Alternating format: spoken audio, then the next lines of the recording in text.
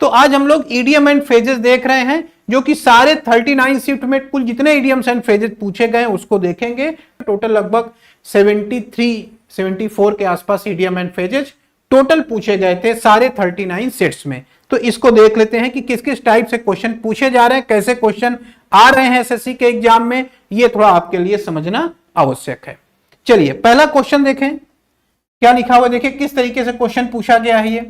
ये सीजीएल के ही क्वेश्चन है 2023 टियर 1। पहला क्वेश्चन है, Pooja try to explain the problem but soon she tied herself up in knots. एक इस तरह से क्वेश्चन पूछा जा रहा है जिसमें एक सेंटेंस दे दिया गया, सेंटेंस में ये ईडियम यूज हुआ है, ये tied herself up in knots, और ये 4 ऑप्शन दिए गए हैं। इस ईडियम्स का क्या मीनिंग है आपने बताना है, ठीक है। तो क्या सेंस होगा सोचिए जरा, शब्दों से ही रिलेट करते हैं।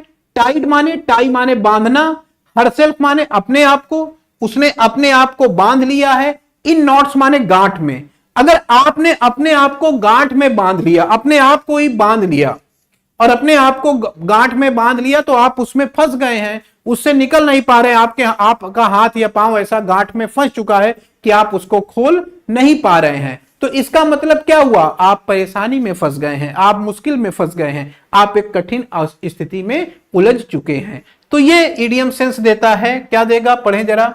Make no progress in an argument or discussion, किसी डिस्कशन में कोई प्रोग्रेस ना करना। बिकम वेरी कंफ्यूज्ड, बहुत ज्यादा कंफ्यूज हो जाना।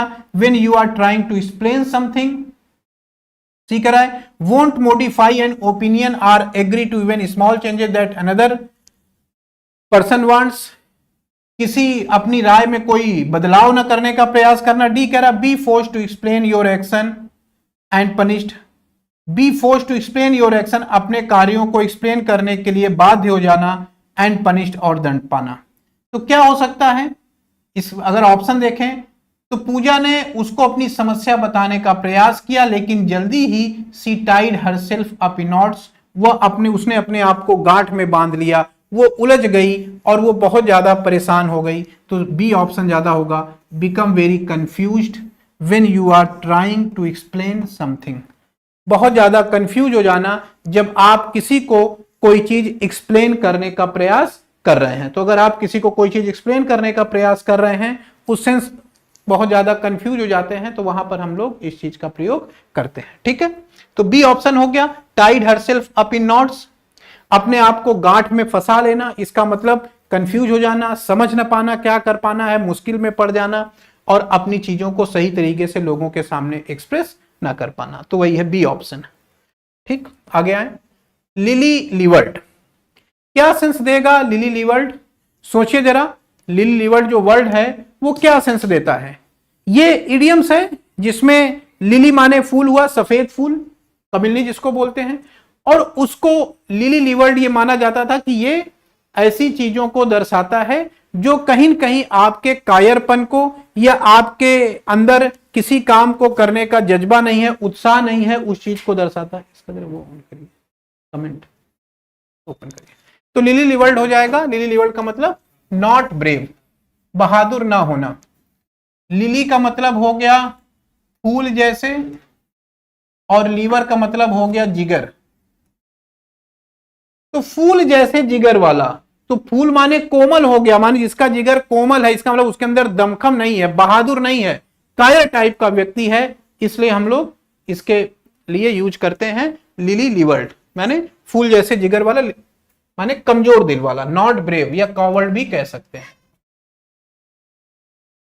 शब्दों से रिलेट करते चलिएगा, अभी 2023 टियर 1 के क्वेश्चन है, माइंड में सेट करते चलिए कैसे कैसे क्वेश्चन आ रहे हैं, और मैं जिस हिसाब से आपको एक्सप्लेन कर रहा हूं ये आपको इडियम्स याद हो जाएंगे जब क्लास खत्म होगी, तो उसी हिसाब से आपको सोचते चलना है, ठीक है, रटने की कोशिश नहीं करनी है।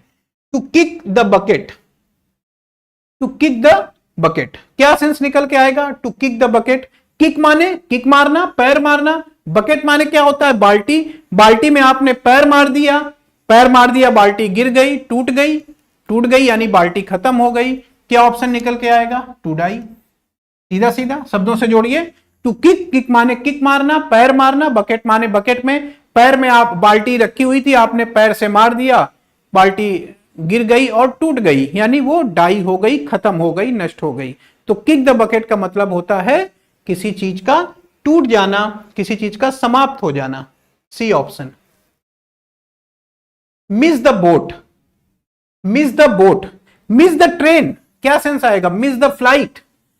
ये कहां से इडियम बना? जब लोग समुद्री यात्रा करना शुरू किया लोगों ने, तो समुद्री यात्रा पर जब पहले लोग समुद्री यात्राओं पे जाते थे, जैसे देखिए वास्को डी गामा है, कोलंबस है, ये लोग जब समुद्री यात्रा पे जाते थे तो एक बार जब समुद्री यात्रा पे जाएं तो कई सालों बाद वापस आते थे, नंबर एक।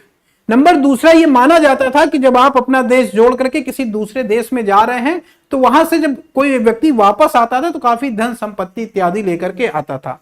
तो उस समय जहाज से कहीं जाना, बोट का मतलब नाव, जहाज से कहीं जाना, ये माना जाता था कि आप कहीं जा रहे हैं तो वहां से काफी अच्छा फायदा मुनाफा कमा करके वापस आएंगे।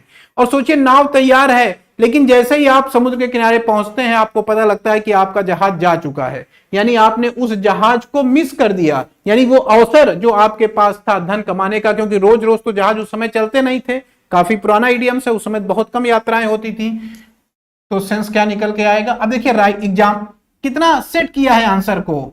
बीइंग टू लेट, लेट हो जाना। Missing good moment of your life, अपने जीवन के अच्छे मोमेंट को खो देना। मिसिंग ए गुड अपॉर्चुनिटी, एक अच्छे अवसर को खो देना। Missing your medium of travel, अपने ट्रेवल के मीडियम को खो देना। तो इस हिसाब से आंसर सेट किए गए कि अगर आपको आइडिया नहीं है तो आप गलत आंसर टिक कर देंगे। तो मिस द बोट, सही आंसर क्या हो जाएगा? मिसिंग अ गुड अपॉर्चुनिटी, एक अवसर को मिस कर देना, अवसर खो देना। अभी मैंने बताया ना, वही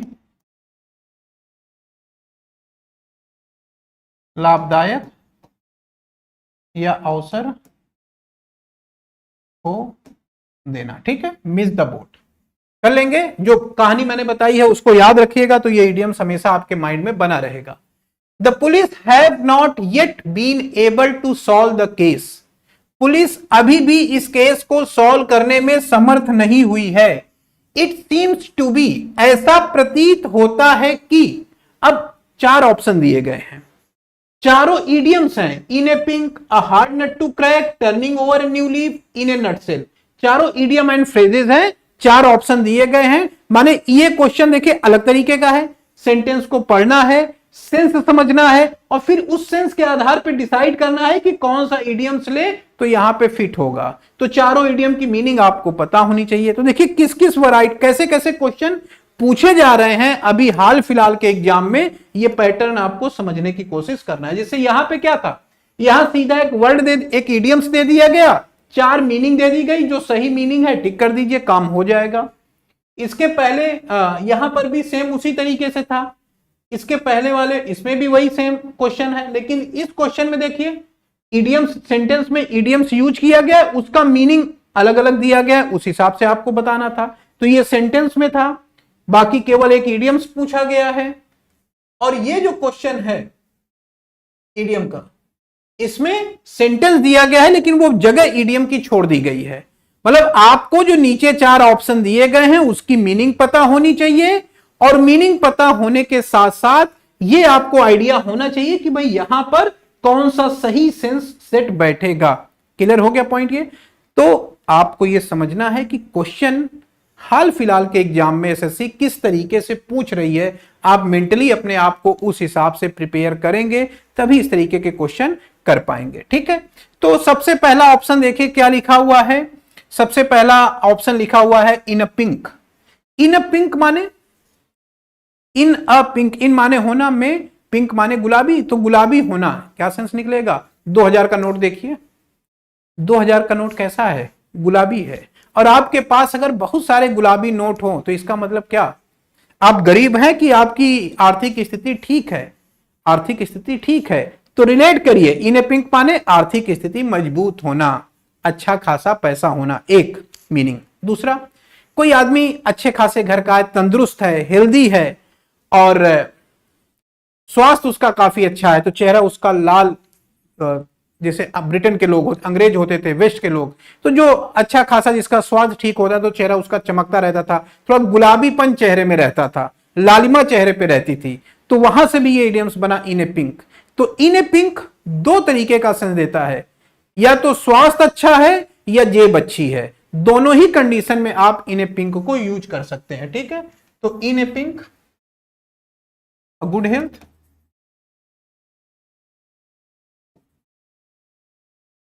are better financial.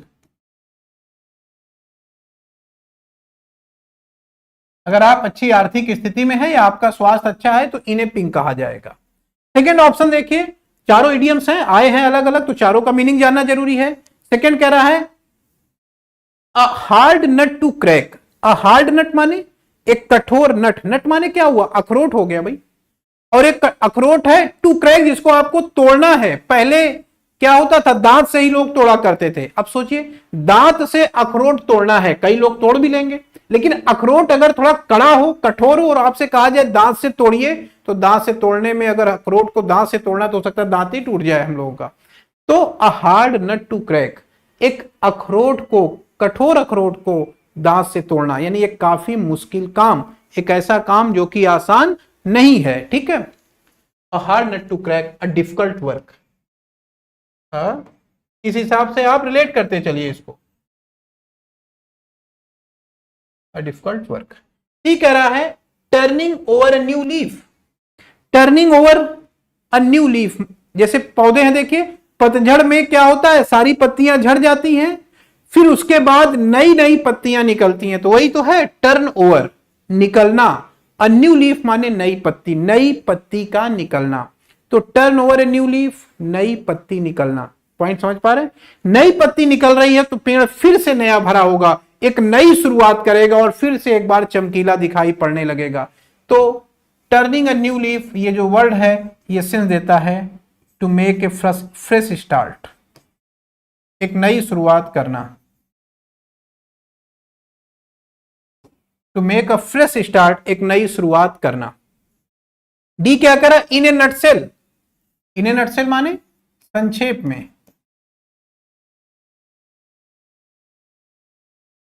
In a nutshell संक्षेप में। तो अब जरा सोचिए क्या सेंस हो सकता है, the police have not yet been able to solve the case. अभी तक पुलिस केस सॉल्व नहीं कर पाई है, अभी तक पुलिस केस सॉल्व नहीं कर पाई है, और ऐसा लग रहा है कि यह मामला उसके लिए अच्छे स्वास्थ्य का है, संक्षेप में है, एक नई शुरुआत है, ये काफी कठिन कार्य है उसके लिए, लग रहा हो नहीं पाएगा। तो इस हिसाब से कौन सा ऑप्शन हो जाएगा, बी। बी ऑप्शन सही होगा, a hard nut to crack. यहां पर हम लोग ये ऑप्शन भर देंगे, B option, a hard nut to crack. ऐसा लग रहा है कि यह काम उसके लिए काफी मुश्किल है। चलिए, टू बेल द कैट, क्या सेंस होगा सोचिए जरा, टू बेल द कैट पढ़ा होगा आपने, क्या सेंस देता है, बिल्ली के गले में घंटी बांधना। सुना है ना, ऐसा हिंदी में भी कहावत है, टू बेल द कैट, बिल्ली के गले में घंटी बांधना। तो अब ये कहा जाता है कि भाई बिल्ली के गले में कौन घंटी बांधेगा, कहने का तात्पर्य है कि बिल्ली के गले में घंटी बांधने का मतलब हुआ एक ऐसा काम जो कि मुश्किल से भरा हुआ है, जिसमें जोखिम है, बिल्ली के गले में घंटी बांधने का प्रयास करेंगे तो हो सकता है आपको बिल्ली काट ले या कुछ खतरा हो जाए। तो क्या सेंस निकल के आता है, टू बेल द कैट का, टू फेस रिस्क, रिस्क झेलना। ठीक है, आगे आइए, to bell the cat, to face risk, खतरे या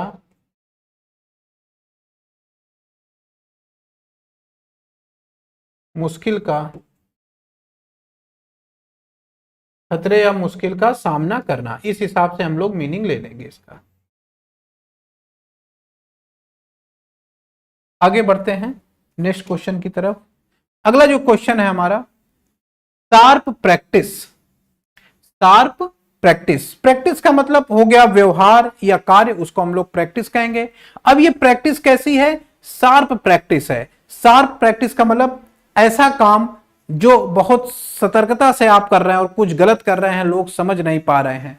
तो शार्प प्रैक्टिस का मतलब होता है डिसऑनेस्टी, माने गलत कार्य। शार्प प्रैक्टिस डिसऑनेस्टी को दर्शाता है, गलत कार्यों को दर्शाता है, बेईमानी,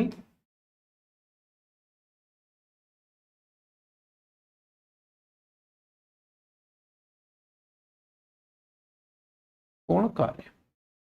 next question, Vinla made a big fuss about a small problem. Vinla ने एक छोटी सी समस्या को एक काफी बड़ा बतंगड़ बना दिया। तो यहां पे इडियम है मेक अ बिग फस। मेक अ बिग फस का सेंस होता है एक छोटी सी बात को काफी बड़ा बना देना, बात का बतंगड़ बना देना। ऐसा सुना आपने हिंदी में इडियम मुहावरा, बात का बतंगड़ बना देना, एक किसी छोटी सी बात को काफी बड़ा चढ़ा करके बोलना। तो अगर यहां पे हम देखें 4 ऑप्शन दिए गए हैं, क्या ऑप्शन होगा? और देखिए आंसर जो दिए गए हैं वो भी कुछ ऐसा मिक्स करके दिया गया तो आप कंफ्यूज हो जाए। तो मेक ए बिग फस, मेक ए फिश का बिग फस का मतलब क्या हो जाएगा? किसी छोटी बात या गैर महत्वपूर्ण चीज को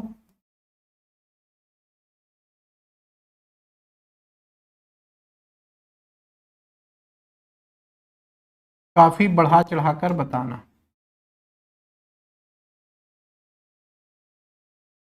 माने छोटी सी बात को काफी बड़ा कर देना।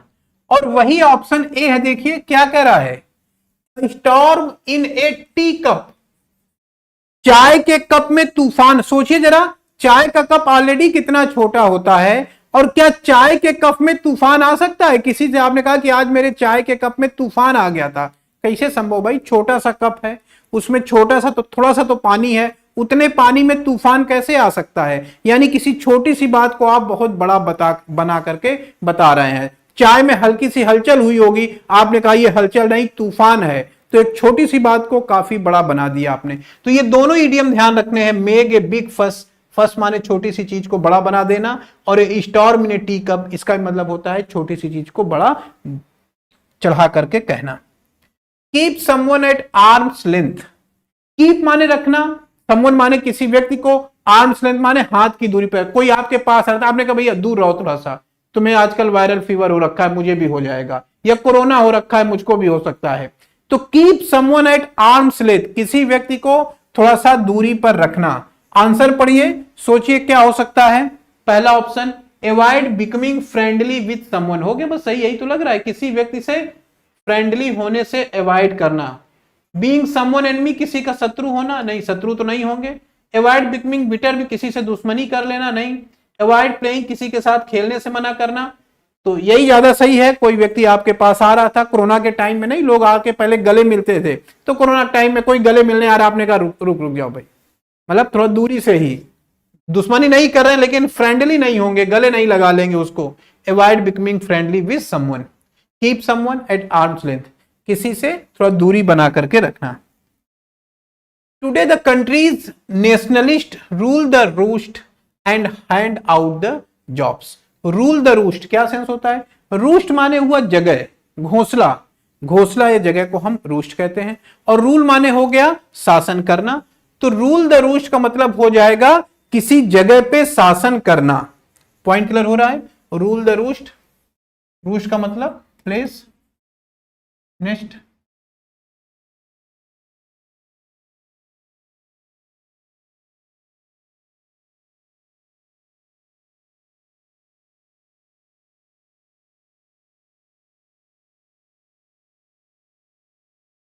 तो इसका मतलब किसी जगह या घोंसले से हुआ, और किसी जगह या घोंसले पे शासन करने का जब आप सेंस लेंगे तो किसी जगह या रूल माने शासन करना, द रूस्ट माने जगह पर, तो किसी जगह पर शासन करना। तो किसी जगह पे शासन करना माने उस जगह का इंचार्ज होना, टू बी इंचार्ज, यही तो ऑप्शन होगा। डी कह रहा है टू सेव ए क्रिमिनल, किसी अपराधी को बचाना नहीं हो सकता। एक्सप्लॉइट समवन, किसी का शोषण करना नहीं हो सकता। टू बी प्रेजुडिस्ड, किसी पूर्वाग्रह से ग्रसित होना नहीं हो सकता। तो यही होगा rule the roost, rule the roost शब्दों से जोड़िएगा जो मैंने आपको बताया है। किसी जगह पे शासन करना, तो किसी जगह पे शासन माने करने का मतलब किसी जगह का मुख्य कर्ता धर्ता होना या इंचार्ज होना, या शब्दों से ही जोड़ लेंगे तो माइंड में सेट रहेगा। बस रूस्ट का मीनिंग जानिए। स्क्रैप द बैरल, अच्छा स्क्रैप द बैरल क्या सेंस देगा? स्क्रैप द बैरल का, स्क्रैप द बैरल का मतलब होता है कोई ऐसी चीज जो आपके हिसाब से यूज में नहीं है, काम में नहीं है, लेकिन अब जरूरत पड़ी है तो क्या करें, उसी से काम चलाना पड़ेगा। जैसे आप लिख रहे हैं, कई पेन है, अच्छे अच्छे पेन से आप लिखते गए, कोई एक पेन ऐसा था जो बीच बीच में रुक रहा था, काफी पुराना।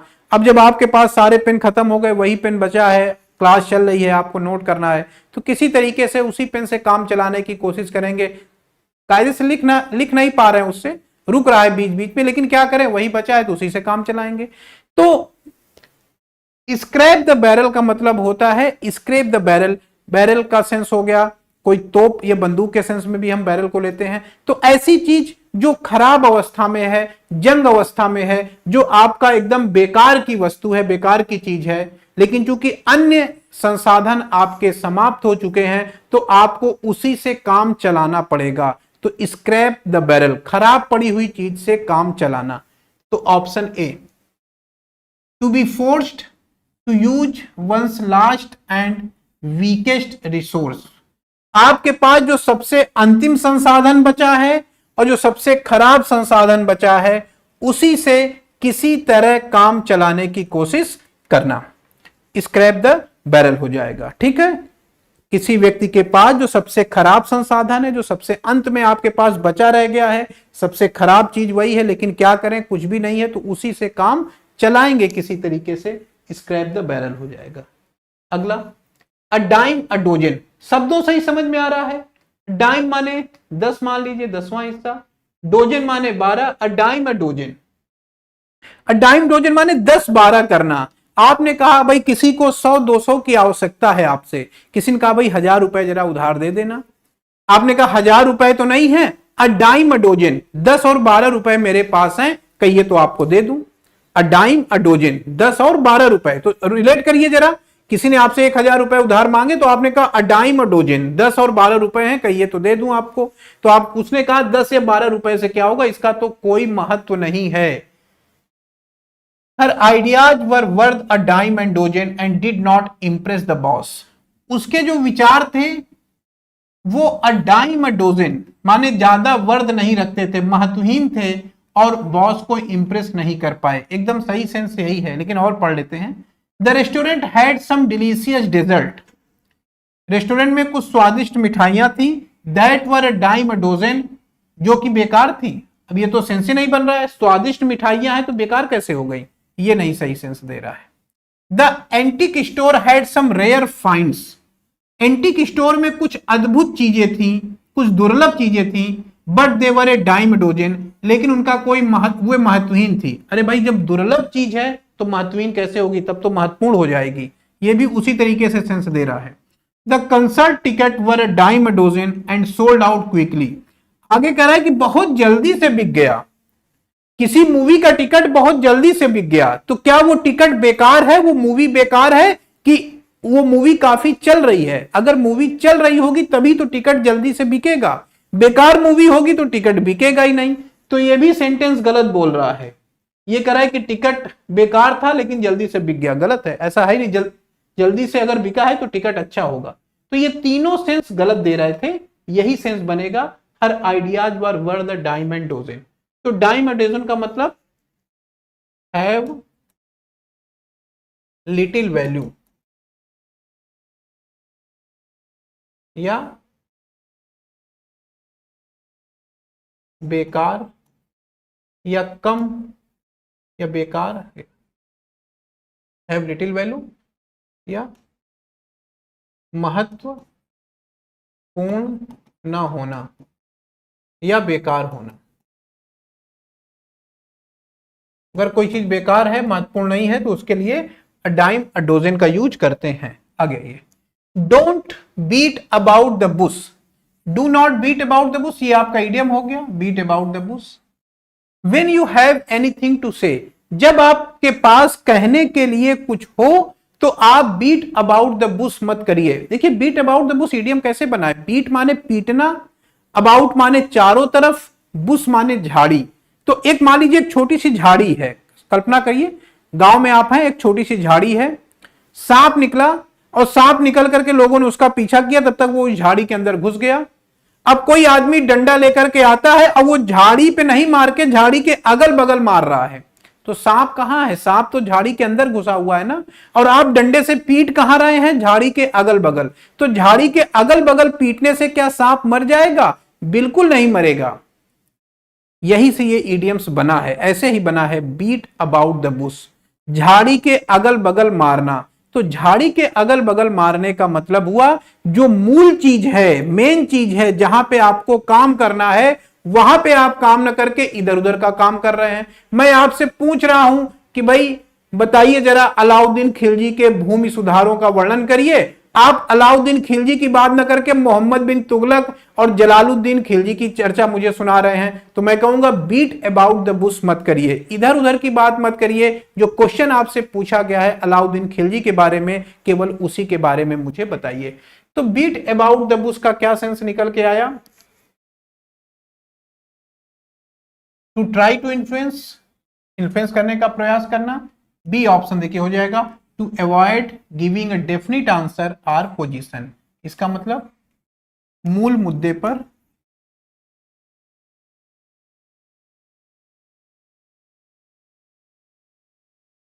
बात न करके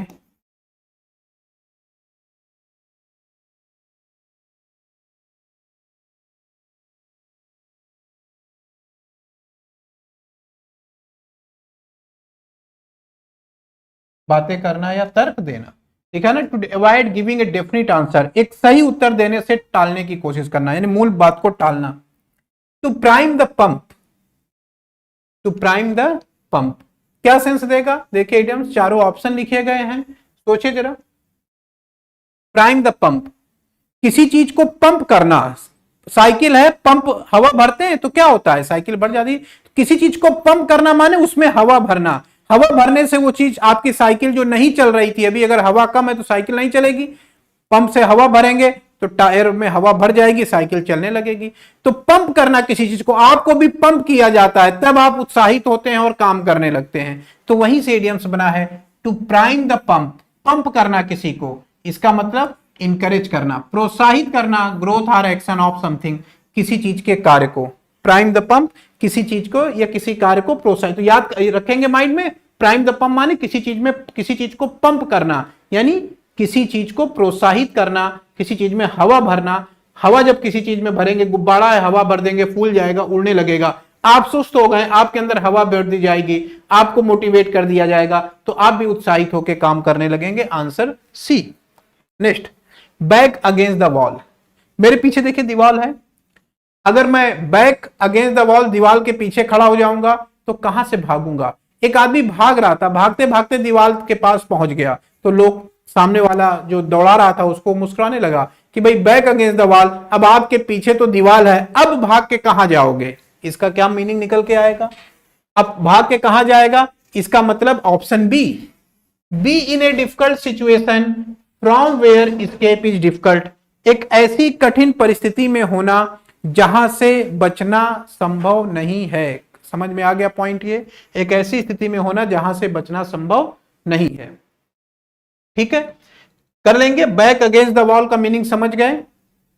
आपने किसी को दौड़ाया, वो आदमी भागते भागते गया और दीवार, एक ऐसी जगह पहुंचा जहां पे आगे दीवार थी, तो अब बैक अगेंस्ट द वॉल, उसके सामने दीवार है, इसका मतलब अब वो आगे भाग नहीं सकता है, वहां से उसका बचना मुश्किल है। सेम इसी सेंस में ये इडियम्स है, ध्यान रखिएगा। मैं जो स्टोरी बता रहा हूं उसको माइंड में सेट करते चलेंगे तो ये इडियम्स आपके माइंड में बने रहेंगे। आगे इसे मैं चाहता तो सीधे आंसर भी बता के आपको आगे बढ़ सकता था, लेकिन सीजीएल 2023 टीयर 1 में पूछे गए ये सारे इडियम्स हैं, एक बार मैं करा दे रहा हूं मीनिंग के साथ, आपको सेंस बताते हुए उस सेंस को माइंड में सेट करते चलिए। Sweetie has been since her painting won first prize. अब यहां पे देखिए आपको समझना है और क्या सेंस होगा यहां लेना है। आगे कह रहा है since her painting won the first prize, जब से उसकी पेंटिंग ने पहली प्राइज जीती है, जब से उसकी पेंटिंग ने पहली प्राइज जीती है तब से स्वीटी क्या है बताइए? आप ही सोचिए, टॉप कर गए किसी एग्जाम में तो क्या होगा? अगर किसी एग्जाम में टॉप कर देंगे तो हवा में उड़ने लगेंगे, बहुत खुश रहेंगे। वॉकिंग ऑन द एयर, हवा में उड़ना, हवा में चलना, बहुत ज्यादा प्रसन्न होना। वॉक ऑन द एयर का मतलब क्या निकल के आता है? बहुत ज्यादा प्रसन्न होना। तो स्वीटी की यहां से हमने सेंस बनाया कि चूंकि उसकी पेंटिंग ने फर्स्ट प्राइज जीता था इसका मतलब वो हवा में उड़ने लगी, बहुत ज्यादा प्रसन्न हो गई। कर लेंगे, बाकी ये सारे ऑप्शन का कोई यहां मीनिंग नहीं बनेगा। Next, bad iron. सोचे जरा, बैड आयरन, आयरन माने लोहा हो गया, बैड माने खराब हो गया। अब खराब आयरन है, इसका मतलब खराब आयरन है, लोहा खराब है। आप प्रेस कर रहे थे, एक ही शर्ट आपके पास थी, वही शर्ट पहन करके कल्पना करिए एक शर्ट आपके पास है, वही पहन के आपको इंटरव्यू देने के लिए जाना है। सोचिए जरा, और सुबह सुबह आपने देखा शर्ट प्रेस नहीं है, लाओ इसको प्रेस कर लेते हैं। और जैसे प्रेस, आयरन माने प्रेस करना भी होता है, जैसे आपने उस पर प्रेस करना शुरू किया, वो आयरन खराब था, बैड आयरन था, आपके शर्ट के ऊपर सफेद कलर की शर्ट थी, जैसे आपने प्रेस चलाया उसका जंग उसके ऊपर छूट गया, या हो सकता है आपके शर्ट को उसने चपक लिया हो। तो बैड आयरन, खराब लोहा था, आपने अपने शर्ट पे चला दिया। एक ही शर्ट आपके पास थी सफेद कलर की, जो कि इंटरव्यू में पहन के जाने वाले थे, वो भी प्रेस करने से खराब हो गई। इसका मतलब अब क्या करेंगे, जैसे एक कहावत है ना, कंगाली में आटा गीला, सेम उसी तरीके से बैड लक। बैड आयरन जो मैंने अभी आपको बताया है, शर्ट प्रेस कर रहे थे, आयरन खराब था, शर्ट खराब हो गई, यानी किस्मत ही खराब है, क्या करेंगे, बैड लक। रिलेट करिएगा इस तरीके से।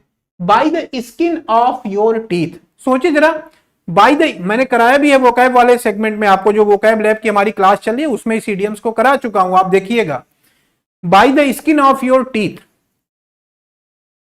बाय द स्किन, बाय माने द्वारा, स्किन माने जो ऊपर की चमड़ी होती है, ऑफ योर टीथ माने आपके दांत की, तो दांत के चमड़ी के बराबर। अब सोचिए, दांत की चमड़ी, दांत तो ऐसे छोटा सा है, और उसकी चमड़ी निकालेंगे, उसकी खाल निकालेंगे तो और एकदम बारीक, एकदम पतला हो जाएगा, एकदम बारीक जैसा, इसकी नोक जैसे, उससे भी पतला, काफी ज्यादा, जितने हमारे नाखून होते हैं इतना पतला। और इतना पतला यानी बहुत मामूली सा है भाई, ये तो, ये जस्ट बेयरली, बाल बाल बचना जो आप बोलते हैं उस सेंस में यूज होता है। By the skin of your teeth, a narrow escape, या जस्ट बेयरली, थोड़ा सा बाल बाल बचना।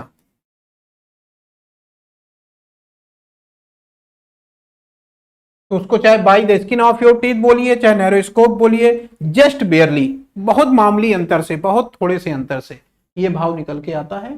चले आगे की तरफ, आगे, through thick and thin. Thick का मतलब जब आप मोटे हो, जब आपके पास सब कुछ भरा पूरा हो, थिन माने जब आप पतले दुबले हो, आपके पास कुछ खाने का ना हो। तो कोई ऐसा मित्र जो आपके सुख में भी आपके साथ हो, थिक माने सुख का समय, जब आप मोटे ताजे हैं, सब चीज आपके पास भरा है। और थिन माने जब आप पतले दुबले हैं, चीजें आपके पास नहीं है, गरीबी का समय है। तो अच्छे और बुरे दोनों ही समय में, थ्रू थिक एंड थिन, अच्छे और बुरे दोनों ही समय में। कौन सा ऑप्शन हो जाएगा, अच्छा और बुरा दोनों समय, D, in good times and bad times. कर लेंगे, through thick and thin, thick माने मोटा, अच्छा समय, थिन माने दुबला पतला, कम खराब समय। तो जब आपके पास सब कुछ है तब भी कोई आपके साथ है, जब आपके पास कुछ भी नहीं है तब भी कोई आपके साथ है, वही आपका सच्चा मित्र है। यानी good times and bad times, through thick and thin, अच्छे और बुरे दोनों समय में। It turns out to be a blessing in disguise. क्या सेंस आएगा, a blessing in disguise. Disguise का मतलब हुआ खराब समय, कोई निगेटिव घटना, कोई बुरी घटना। अब ब्लेसिंग का मतलब हो गया आशीर्वाद, तो ब्लेसिंग इन डिस्गाइज का मतलब हुआ किसी खराब चीज से कुछ अच्छा हो जाना। मतलब कुछ खराब था, हुआ तो बुरा था, लेकिन उससे कुछ अच्छा हो गया। एक विक्रम वाला चला जा रहा था, काफी देर से आप 1 घंटे से खड़े हैं, पेपर दे के सेंटर, कल्पना करिए सेंटर से बाहर निकले, खड़े हैं काफी देर से, आपको ऑटो नहीं मिल रहा है, बड़े मुश्किल से एक ऑटो वाला आया, आपने बैठने का कोशिश किया, लेकिन ऑलरेडी बहुत सारे लोग थे, सब उसमें बैठ गए, आप बैठ ही नहीं पाए, ऑटो चल दिया। खराब हुआ आपके साथ तो बुरा हुआ भाई, 1 घंटे से इंतजार कर रहे थे, एक ऑटो मिला भी, उसमें भी नहीं बैठ पाए। लेकिन वो ऑटो जैसे आगे गया, थोड़ी दूर आप देख रहे हैं कि बारिश हो रही थी, कीचड़ था, पानी भरा हुआ था, वो ऑटो उसी में पलट गया, और पलट गया, जितने लोग उसके अंदर थे सब गिर गए, सब पानी से भीग गए, लथपथ हो गए। आप खड़े खड़े मुस्कुरा रहे हैं कि चलो अच्छा हुआ उस ऑटो में मैं नहीं बैठा। मतलब वो ऑटो का छूट जाना, ऑटो में न बैठना आपके लिए फायदेमंद साबित हुआ। तो कभी कभी किसी खराब चीज से भी हमको फायदा हो जाता है, वही इडियम्स है, अ ब्लेसिंग इन डिस्गाइज। खराब अवसर में फायदा हो जाना, बुरी चीजों में भी फायदा हो जाना। अब ऑप्शन में देखें, when things get better and better when last expected has a very good effect on situation thing, when a simple has a good effect even though at first, ये has a good effect, एक अच्छा परिणाम मिलना, even though at first it seemed it would be bad, शुरुआत में कोई चीज हमको जो खराब लग रही थी, आगे चल के वही चीज हमारे लिए अच्छा हो जाना। शुरुआत में आपको लग रहा था कि आप ऑटो में नहीं बैठ पाए, आपके साथ बुरा हुआ, लेकिन जब आगे आपने देखा ऑटो पलट गई, लोग जो बैठे थे वो गिर के भीग गए, कीचड़ उनको लग गया, मिट्टी लग गई, पानी लग गया, तो आपको लगा कि अच्छा ही हुआ नहीं ऑटो में मैं बैठा। तो वही है, कोई ऐसी चीज जो हमें शुरू में खराब लगती है, बाद में हमारे लिए अच्छी साबित हो, अ ब्लेसिंग इन डिस्गाइज। आगे आइए, to be in two minds, दो माइंड में होना, एक मन कर रहा है क्लास करें, एक मन कर रहा है बहुत देर हो गई, चलो चलते हैं थोड़ा सा घूम टहल के आते हैं, 9 बजने वाले हैं, समय काफी हो गया है, कुछ चाय पी के आते हैं, कुछ खाते पीते हैं, खाना बनाते हैं। तो दोहरे माइंड में आप हो गए हैं, एक मन कर रहा क्लास करें, एक मन कर रहा कि बहुत क्लास हो गई थोड़ा टहलते हैं, दोहरे माइंड में होना। To be in two minds, to be in two minds, दोहरे माइंड में होना माने दुविधा की स्थिति में होना। दुविधा की स्थिति में होना इसका मतलब निश्चित न कर पाना, टू बी अनसर्टेन, दुविधा की स्थिति में होना, अनिश्चित होना।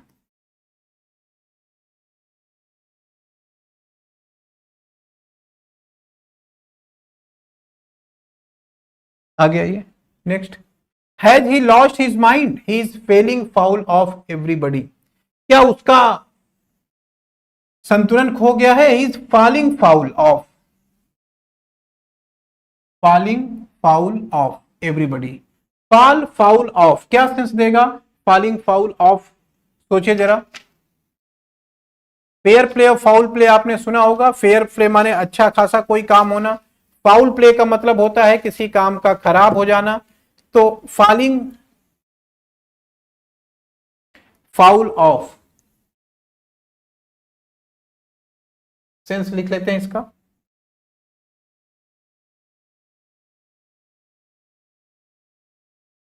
फिर मीनिंग समझते हैं। Falling foul of, come into conflict with somebody, किसी के साथ झगड़ा करना, विवाद कर लेना, फॉलिंग फाउल ऑफ कहलाता है। कम इनटू कॉन्फ्लिक्ट विथ, किसी के साथ झगड़ा करना या किसी के साथ विवाद करना। तो यहां पे ऑप्शन देखें तो क्या हो जाएगा, डी ऑप्शन, क्वेरलिंग विथ, किसी के साथ झगड़ा करना या विवाद करना, फॉलिंग फाउल ऑफ। आगे आइए, get into a scrap, get into scrap, scrap क्या होता है, ऐसी चीजें जिनका अब यूज नहीं रह गया है, जो बेकार हो गई हैं, उनको उठा करके कूड़े करकट इत्यादि में या गोदाम इत्यादि में फेंक दिया जाता है, वो स्क्रैप कहा जाता है। आपकी गाड़ी 20 साल पुरानी हो गई है, गवर्नमेंट ने बैन लगा दिया है, किसी काम की नहीं है, कबाड़ी को बेच देंगे, कबाड़ी ले जाएगा, स्क्रैप में डाल देगा। तो वही सेंस है gate into scrap. Get into scrap माने स्क्रैप में चले जाना, और स्क्रैप में चले जाना तो इसका मतलब एक ऐसी जगह पहुंच गए हैं जहां पे समस्या ही समस्या है, इन्वॉल्व इन ए प्रॉब्लम, एक समस्या में घिर जाना। आगे आइए, gift of the gap, gap का मतलब होता है बोलना, गैप का मतलब बोलना, और गिफ्ट ऑफ द गैप माने बोलने का उपहार मिलना। ईश्वर ने आपको ऐसी क्षमता दी है कि आप बोल अच्छा सकते हैं। तो क्या हो जाएगा, ऑप्शन में आइए, figure of speech, freedom of speech, first speech या फ्लुएंसी ऑफ स्पीच। बोलने की स्वतंत्रता, ये तो अलंकार हो गया, पहली स्पीच, यही ऑप्शन होगा। Fluency of speech, gift of the gap माने फ्लुएंसी ऑफ स्पीच माने अच्छा बोलते हैं, बोलते समय फ्लुएंसी बनी रहती है, रुकते नहीं है, तो वो आपका ऑप्शन हो जाएगा फ्लुएंसी ऑफ स्पीच। ठीक है, 23 का डी, हम लोग 24 पहुंच गए भाई, बड़ा लेट चल रहा है। ठीक है, बताते रहिए ऐसे आंसर तो ठीक लगेगा, लगेगा कि आप लोग भी कर रहे हैं कुछ। सारे सीजीएल के क्वेश्चन हैं, एक बार करा दूं ताकि आपको आइडिया लग जाए कि किस टाइप के क्वेश्चन सीजीएल में पूछे जा रहे हैं। इसीलिए वो कैब लैब का जो नियमित सेगमेंट चल रहा था वो आज मैंने नहीं लिया है, आज और कल इस वाले पार्ट को करा देता हूं ताकि आप लोग देख लें कि किस तरीके से इडियम एंड फ्रेजेस पूछे जाते हैं। Blow something out of proportion, blow something out of all proportion, किसी चीज को हर तरीके से ब्लो कर देना। बताइए जरा क्या ऑप्शन होगा, दीजिए जरा, आप लोग देखें, कुछ याद कर रखा है कि नहीं आपने।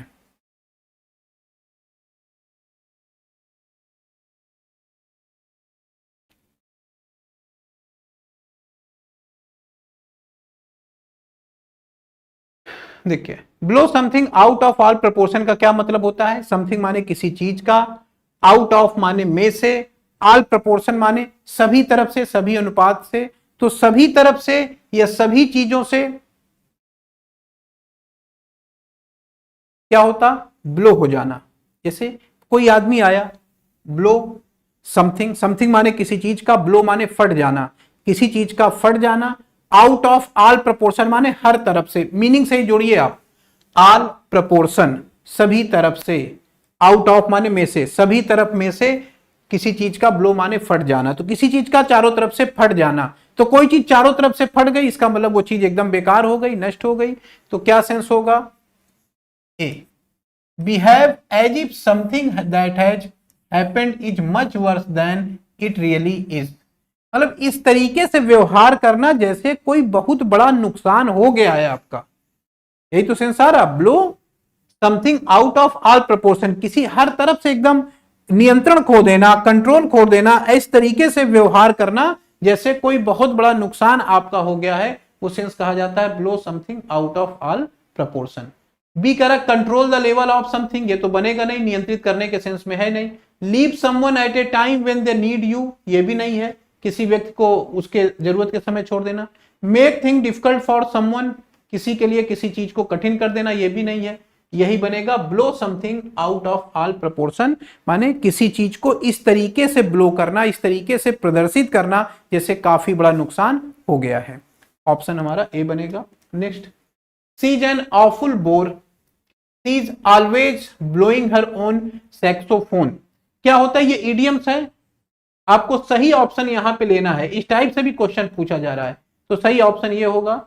आपको ये मैं क्वेश्चन इसीलिए करा रहा हूं ताकि आइडिया लगे कि सीजीएल टीयर 1 2023 में इडियम एंड फ्रेजेस का जो सेगमेंट है वो किस किस तरह से क्वेश्चन आ रहे हैं। तो ये सीट आप जरूर डाउनलोड करिएगा हमारे टेलीग्राम चैनल पे और एनालिसिस करिएगा कि किस किस टाइप से क्वेश्चन पूछे जा रहे हैं। तो ब्लो योर ओन ट्रम्पेट,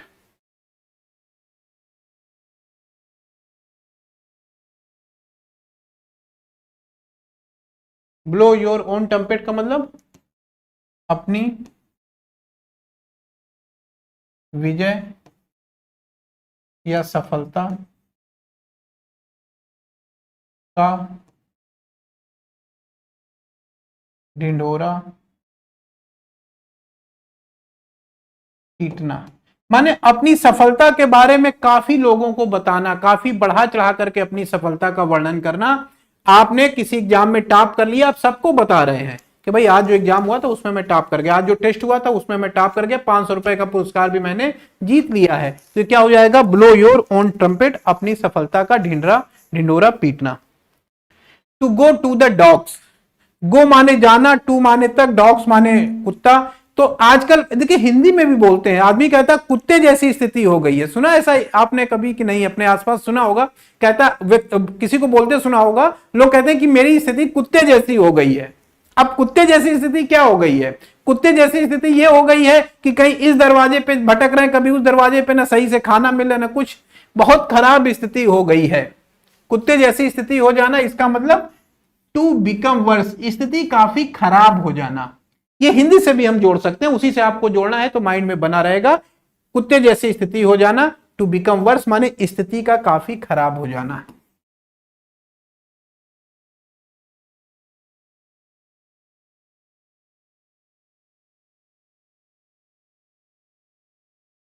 ठीक है, आगे आते हैं। Next, go back to the drawing board, drawing board में वापस चले जाना। क्या सेंस होगा? किसी ड्राइंग बोर्ड में वापस चले जाना। सोचिए जरा क्या ऑप्शन हो सकता है go to the drawing board?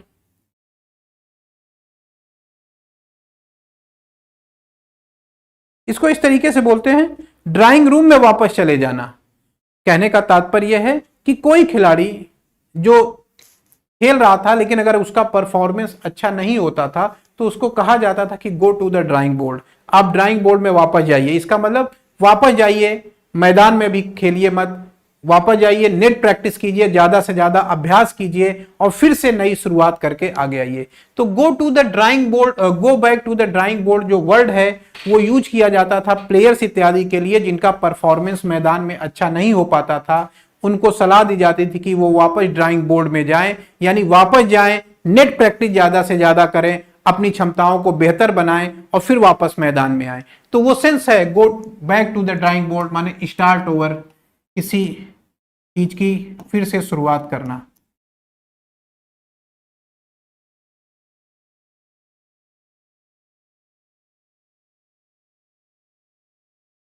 और खासकर परफॉर्मेंस खराब होने के बाद, उस सेंस में है, ध्यान दीजिएगा।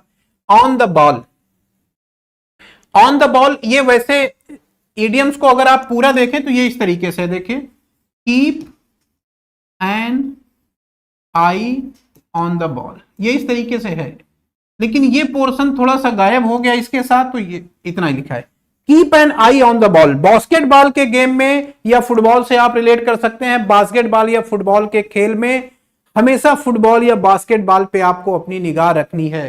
Keep an eye on the ball, निगाह बॉल पर रखिए, गेंद पे रखिए, चाहे फुटबॉल हो चाहे बास्केटबॉल हो, निगाह हमेशा उस बॉल पे रखिए। इसका मतलब बॉल पे निगाह रखनी है तो क्या करना होगा भाई, पढ़िए जरा, देखिए ऑप्शन में, एक्सरसाइजिंग यूजिंग बॉल, एक्सरसाइज करिए, खेलिए बॉल से, निगाह रखने के लिए कह रहा है।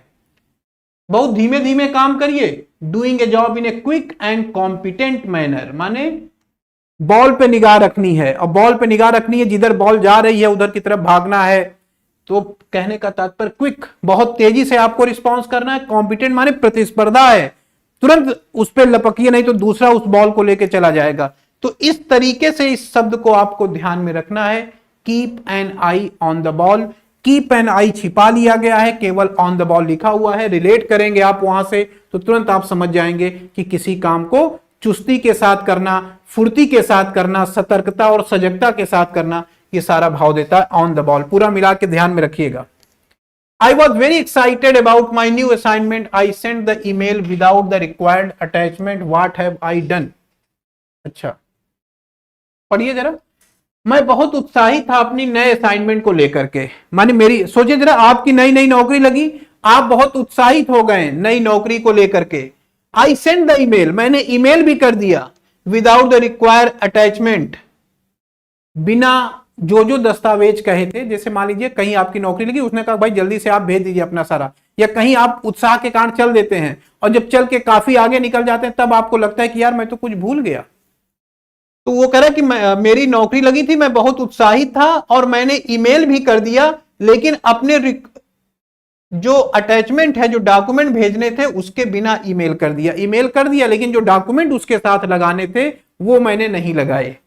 व्हाट हैव आई डन, मैंने ये क्या किया, इन चार ऑप्शन में बताना है आपको कि आपने क्या किया।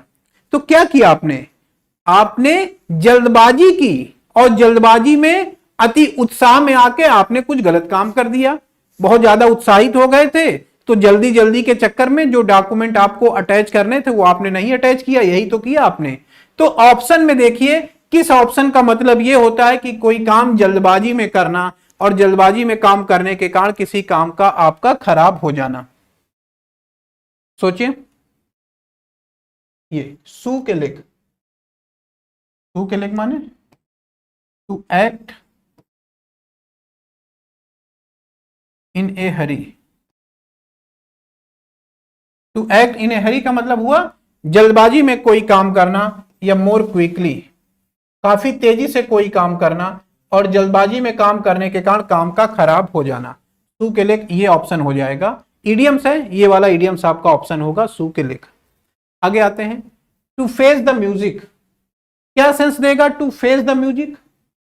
सोचिए जरा, म्यूजिक है, म्यूजिक तो सुना जाता है, लिसन द म्यूजिक होना चाहिए। लिसन द म्यूजिक कर रहे हैं माने संगीत को सुन रहे हैं तो आनंद आ रहा है, आपको मजा ले रहे हैं। लेकिन फेस द म्यूजिक माने जो म्यूजिक है उसका सामना कर रहे हैं, झेल रहे हैं किसी को, तो वही तो सेंस बना। टू फेस द म्यूजिक माने किसी चीज को झेलना।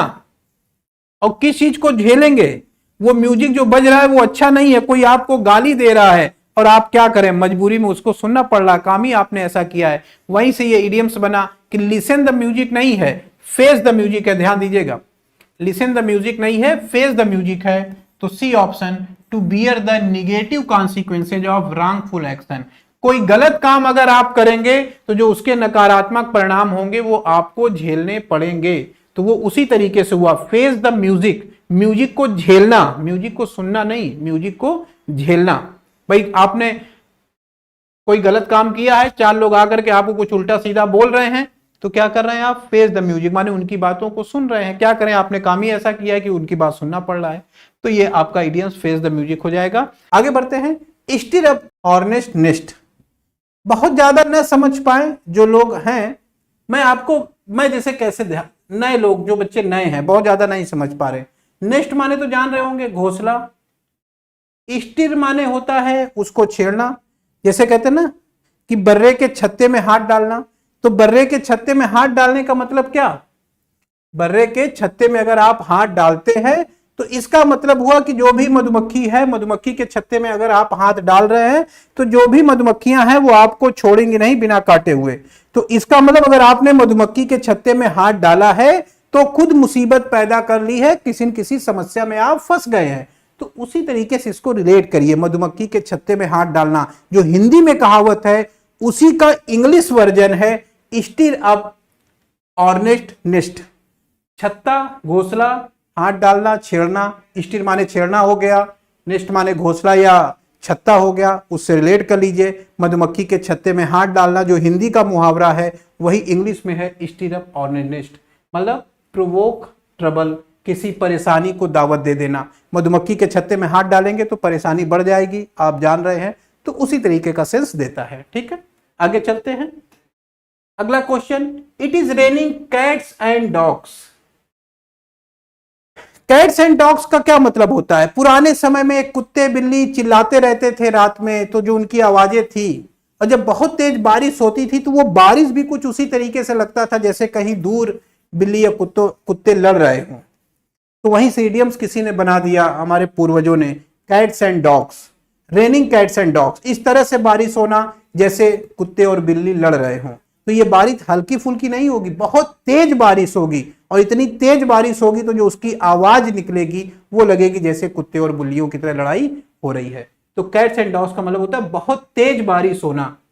सी option, it is raining very heavily. समझ रहे हैं, इनकी आवाज से बनाया गया है कि कुत्ते और बिल्ली लड़ते समय जो आवाज करते हैं, तो बहुत तेज जब बारिश होती है तो बारिश की जो आवाज होती है कुछ उससे मिलती जुलती है।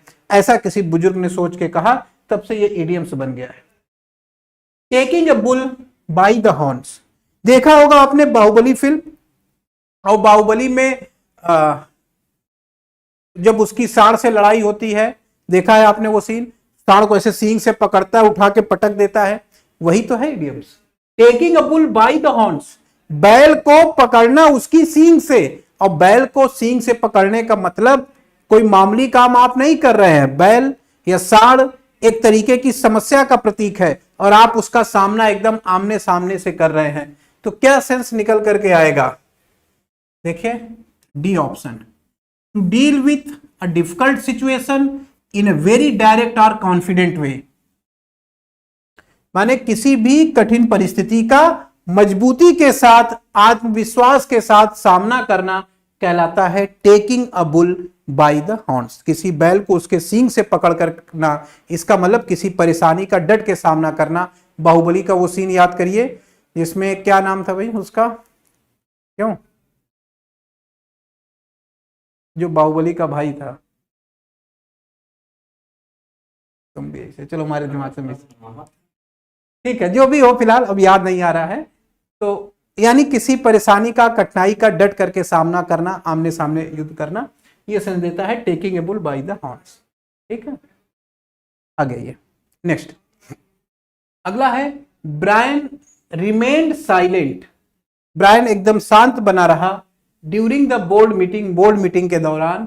थ्रू राहुल वाज दो, यद्यपि Rahul was unaware, Rahul unaware था, माने उसको जानकारी नहीं थी कि he had an ace up his seat the entire time, कि पूरे टाइम ये है। इडियम्स है, नीचे अलग अलग ऑप्शन में दिया गया है, क्या सही इडियम्स होता है ये। An ace up his sleeve. Sleeve क्या हुआ, शर्ट का हिस्सा हो गया, और एन एस अप, एस का मतलब हो गया कोई धारदार चीज, कोई चाकू, कोई हथियार, वो आपने उसमें छिपा के रखा हुआ है। तो वो इडियम्स बना an ace up his sleeve, माने अपनी किसी महत्वपूर्ण चीज को छिपा करके रखना। An ace up his sleeve, अपनी स्लीव में, अपने शर्ट के अंदर किसी चाकू या धारदार या कोई महत्वपूर्ण चीज को छिपा के रखना, ताकि जरूरत पड़ने पे आप उसका प्रयोग कर सके। तो वही इडियम्स है। ये कह रहा है ब्रायन रिमेन्ड साइलेंट। ब्रायन पूरे बोर्ड की मीटिंग के दौरान साइलेंट था, यद्यपि राहुल को यह पता नहीं था कि उसने कुछ अपने अंदर छिपा करके रखा हुआ है। ठीक है, तो क्या इसका अगर हम लोग मीनिंग लिखना चाहें तो लिख सकते हैं,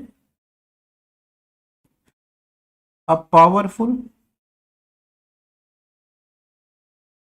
वेपन या something that is kept hidden so that it can be used when needed। माने कोई भी ऐसी चीज या ऐसा वेपन जो आपने छिपा के रखा है और इस उद्देश्य से छिपा के रखा है कि जब जरूरत पड़ेगी तब हम इसका प्रयोग करेंगे। पहले किसी से कुछ नहीं बोल रहे, एकदम शांति से बैठे हुए हैं, लोगों को अंदाजा भी नहीं है कि आपके पास कोई बेहतरीन योजना है, कोई बेहतरीन प्लान चल रहा है, या आप कितना पावरफुल हैं, या क्या चीज आपके पास है, इसके बारे में लोगों को कोई आइडिया नहीं है। लेकिन आप जब जरूरत पड़ेगी तब उसका उपयोग करेंगे, पहले से लोगों को कुछ बता नहीं रहे हैं। ये सेंस देता है an ace up his sleeve. आगे आइए नेक्स्ट, द पिजेंट्स। पिजेंट्स माने किसान, अभी आया था नाउन चैप्टर में। The peasants work the whole day. Peasants का मतलब किसान लोग, कृषक। The peasants work the whole day in the field. पूरे दिन इन्होंने खेतों में काम किया। And stop working in the evening, और शाम को काम करना बंद कर दिया। और वेंट टू देयर होम, अपने घर चले गए। तो अगर हम लगातार काम कर रहे हैं, मैं आपको पढ़ा रहा हूं और मैंने कहा भाई बहुत हो गया बंद करते हैं, काफी पढ़ लिया हम लोगों ने, तो क्या बोलेंगे इसको, इडियम्स क्या है, call it a day. Call माने कहना, इट माने इसको, अ डे माने एक दिन, कि भाई आज का काम हो गया, आज दिन भर का काम खत्म। कॉल इट अ डे, किसी को एक दिन कह के पुकारना, यह कहना कि हाँ आज का काम खत्म हो गया है। तो यह सेंस देता है कॉल इट अ डे माने किसी कार्य को करने के बाद काम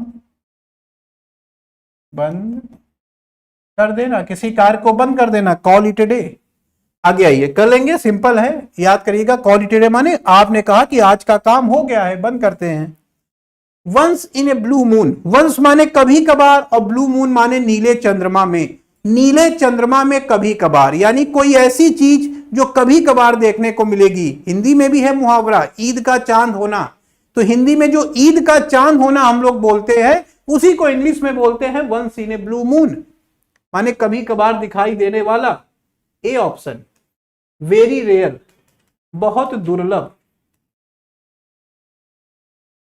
जो चीजें हमेशा नहीं मिलेंगी, वेरी रेयर होंगी, उनको आप बोलेंगे once in a blue moon. आगे आइए, अंडर द क्लाउड, बादलों के नीचे। अंडर द क्लाउड, बादलों के नीचे। अब बादलों के नीचे क्या सेंस ज्यादा सही बैठेगा, सोचिए। पहला ऑप्शन है the classmates were dancing together under the rain, बारिश के नीचे लोग नाच रहे थे, यह सेंस होता है under the cloud. The Red Fort looks beautiful amidst the cloudy weather and cold atmosphere. Cloudy weather माने बादल वाले मौसम और ठंडे वातावरण में लाल किला काफी सुंदर दिख रहा था। It was best place to sit under the sky with hands full of food. कितना अच्छा लगता है कि जब हम आकाश के नीचे बैठे और हमारे हाथों में खाना पीने की चीजें हों। और डी कह रहा है the driver was under suspicion after the police found blood on his car, जब पुलिस को उसकी कार में खून मिला तो ड्राइवर संदेह के घेरे में आ गया। तो 4 ऑप्शन लिखे थे, आपने चारों ऑप्शन को पढ़ा। अंडर द क्लाउड होता है बादलों के नीचे।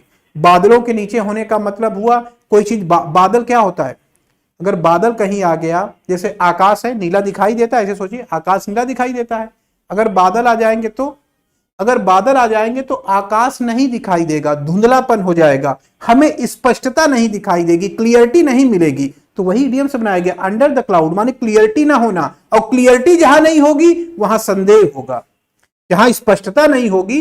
भाई अगर आप मुझको देख रहे हैं तब तो ठीक है, अब मैं कैमरे से हट गया जरा, अब सोचिए मैं क्या कर रहा हूं, दिख रहा है आपको मैं क्या कर रहा हूं, नहीं दिख रहा है, तो ये अंडर द क्लाउड हो गया, संदेह के घेरे में हो गया, पता नहीं सर जी क्या करने गए थे साइड में। तो ऑप्शन क्या हो जाएगा, D, the driver was under suspicion, संदेह के घेरे में होना, अंडर द क्लाउड।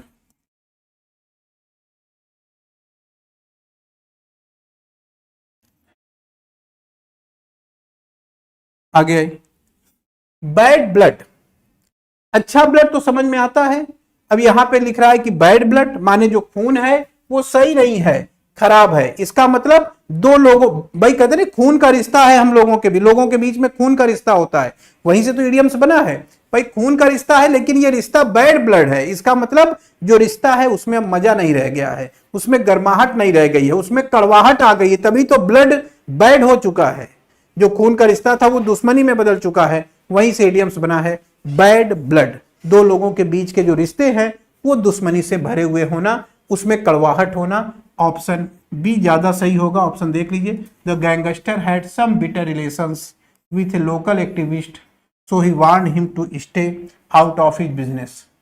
ठीक है, बैड ब्लड माने दुश्मनी,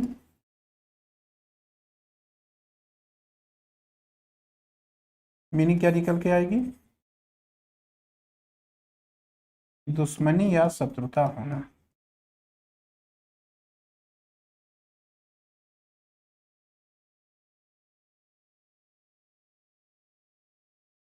रिश्तों में, ठीक है, आगे आइए।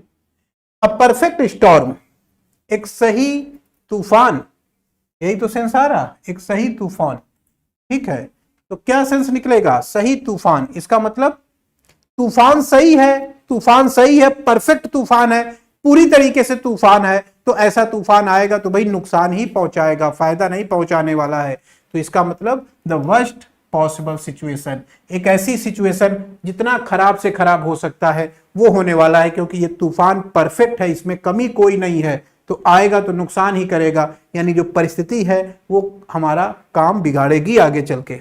Next, my business partner thought that, मेरे बिजनेस पार्टनर ने सोचा कि I would simply accept their cheating, मैं उनकी चीटिंग स्वीकार कर लूंगा, बट लेकिन they will soon realise that, उनको जल्दी ही पता चल गया, I am more powerful than what they expected, जैसा उन्होंने सोचा था मैं उससे काफी ज्यादा पावरफुल हूं। क्या सेंस होता है, कॉट ए टार्टर, एक टार्टर पकड़ लेना, मगरमच्छ पकड़ लेना, कछुआ बहुत बड़ा पकड़ लेना, और ऐसा कछुआ कुछ भी आप समझ लीजिए, ऐसा बड़ा सा कछुआ आपने पकड़ लिया जो आपसे अब संभाले नहीं संभल रहा है, तो सेंटेंस क्या बन गया, कॉट ए टार्टर, माने किसी ऐसे से भिड़ जाना, किसी ऐसे का सामना करना जो आपसे ज्यादा शक्तिशाली हो, आपसे ज्यादा पावरफुल हो, वही इडियम्स बना है कॉट ए टार्टर।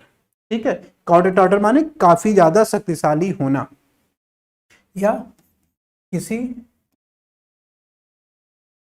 शक्तिशाली या अधिक प्रभावशाली का सामना करना।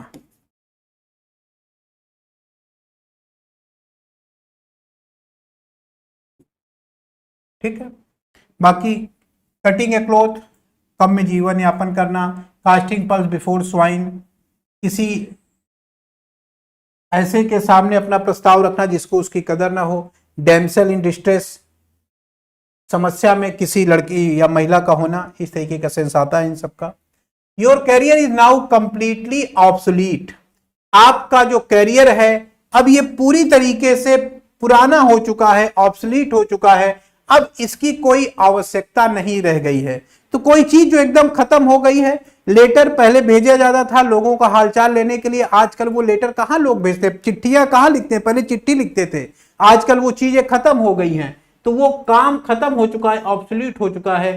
As dead as a door nail, उस तरीके से हो जा रहा है जैसे डोर नेल होती है, माने किसी यूज का न रह जाना, प्रयोग में न रह जाना।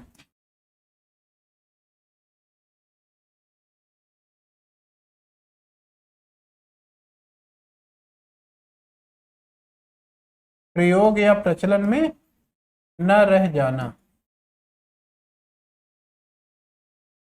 हिट द जैकपॉट, कल भी आया था, hit the jackpot, jackpot hit कर देना, कौन बनेगा करोड़पति इत्यादि में आपने देखा होगा, लोग जैकपॉट हिट कर देते हैं, इसका मतलब अचानक से उनको कोई लाभ इत्यादि हो जाता है। क्या सेंस आएगा, gaining a big success, receiving a reward, harm the opportunity, found a piece of gold. अच्छा, ऑप्शन भी इस तरीके से दिया गया है कि आप कंफ्यूज हो जाएं, समझ ना पाए कि भाई क्या ऑप्शन हो सकता है, काफी ज्यादा मिलते जुलते ऑप्शन दिए गए हैं। लेकिन हिट द जैकपॉट का मतलब क्या हुआ, जैसे आपने जैकपॉट जीता तो जैकपॉट में काफी बड़ी सफलता आप प्राप्त करते हैं, तो केवल पुरस्कार से मतलब नहीं है, एक बिग सक्सेस से मतलब है, काफी बड़ी सफलता हासिल करना, हिट द जैकपॉट, अचानक से काफी बड़ी सक्सेस प्राप्त करना। आगे आइए, कट कॉर्नर्स, कट कॉर्नर्स अभी पीछे भी आया था, कट क्लोथ उसी तरीके से है, कट कॉर्नर किसी चीज के कोने काटना, कोने, कपड़ा आपके पास है उसके कॉर्नर को आप काट रहे हैं, क्यों काट रहे हैं भाई। पहला कह रहा artist cut corner on the painting at ended up looking unfinished, corner काट रहा था और लगा कि ये खत्म नहीं होगी। I always make sure to cut corner when I am driving to save time, जब मुझे समय बचाना होता है तो मैं कॉर्नर को कट करता हूं। सी कह रहा I cut corner to finish my project on time and my boss praised me for my hard work, मैं अपना प्रोजेक्ट सही समय पे खत्म करने के लिए मैंने कट कॉर्नर किया और मेरे बॉस ने इसकी प्रशंसा भी की। और डी कह रहा he cut corner on his homework and got a bad grade. चार अलग अलग ऑप्शन दिए गए हैं, ठीक है। अब देखिए यहां पे क्या है, कट कॉर्नर जो इडियम्स है उसका मीनिंग डायरेक्ट नहीं पूछ रहा है, चार एग्जाम्पल आपको दे रहा है, एग्जाम्पल का सेंस निकालना है आपको और फिर समझना है कि इन चारों एग्जाम्पल में क्या सेंस सही बैठेगा हमारे इडियम से। तो देखिए क्वेश्चन को पूछने का नया तरीका है ये, इस तरह से पूछे जाने वाले क्वेश्चनों के लिए भी आपको प्रिपेयर रहना है कि एक इडियम्स दे दिया गया और चार सेंटेंस लिखे हुए हैं, चारों सेंटेंस का अपना मीनिंग निकल रहा है। अब आपको इडियम्स की मीनिंग पता होनी चाहिए, इन सेंटेंस का भी मीनिंग निकालना आना चाहिए और फिर आप ये डिसाइड कर पाए कि ये जो सेंस है, ये जो वर्ड लिखा हुआ है, इसका सेंस किसमें सही फिट बैठेगा। समझ पा रहे हैं इस चीज को। तो कट कॉर्नर का मतलब क्या हुआ, कट कॉर्नर, कॉर्नर को कट करना, यानी जो काम आपको करना था वो काम शॉर्टकट में करना, इसी काम को शॉर्टकट में करना, जो उसके लिए प्रक्रिया अपनानी चाहिए वो प्रक्रिया आपने नहीं अपनाई। भाई वो कैब है, ग्रामर का सेगमेंट है, कॉम्प्रिहेंशन का सेगमेंट है, पूरा इंग्लिश ग्रामर आपको तैयार करने के लिए या इंग्लिश का पार्ट तैयार करने के लिए आपको मेहनत करनी पड़ेगी। आप कट कॉर्नर अगर करेंगे, माने अगर सही तरीके से काम नहीं करेंगे, काम को जल्दी निपटाने के चक्कर में पड़ेंगे और जल्दी निपटाएंगे तो वो काम खराब तरीके से होगा, और इसलिए ऑप्शन डी ज्यादा सही होगा। He cut corner on his homework, उसने होमवर्क को जल्दी निपटाने की कोशिश की, यानी सही तरीके से काम नहीं किया, मेहनत नहीं किया सही तरीके से, और इसलिए उसके जो एग्जामिनेशन में मार्क्स है वो काफी ज्यादा खराब आए हैं। ठीक है, तो इसका मीनिंग चाहे तो लिख ले, ये तो पूरे सेंटेंस में था। मीनिंग क्या होगा, समथिंग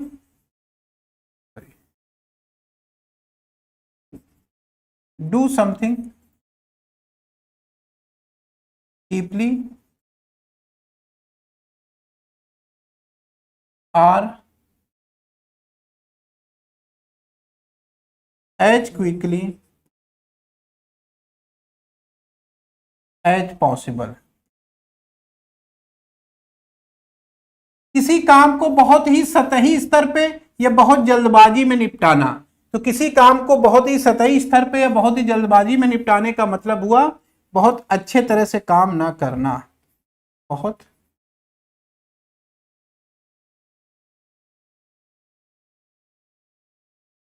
काम चलाऊ तरीके से काम करना, और काम चलाऊ तरीके से काम करेंगे, पढ़ाई करेंगे तो खराब मार्क्स आएंगे। ये एग्जाम्पल उसी चीज को बता रहा है।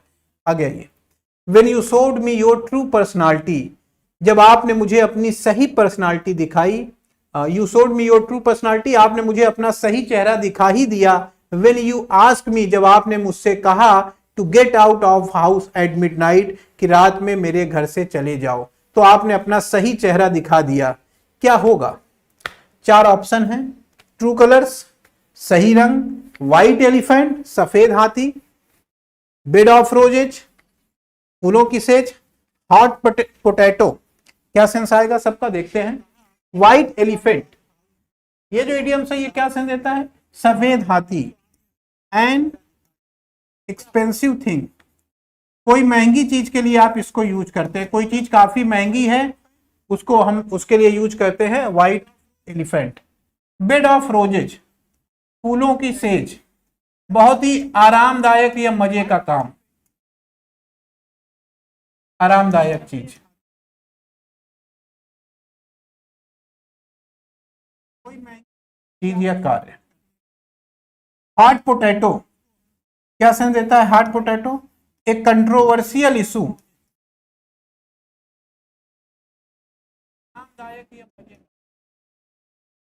एक विवादास्पद मामला, कोई मामला। स्पेलिंग सही कर लेते हैं। हॉट पोटैटो, क्या सेंस देता है hot potato? Controversial issue,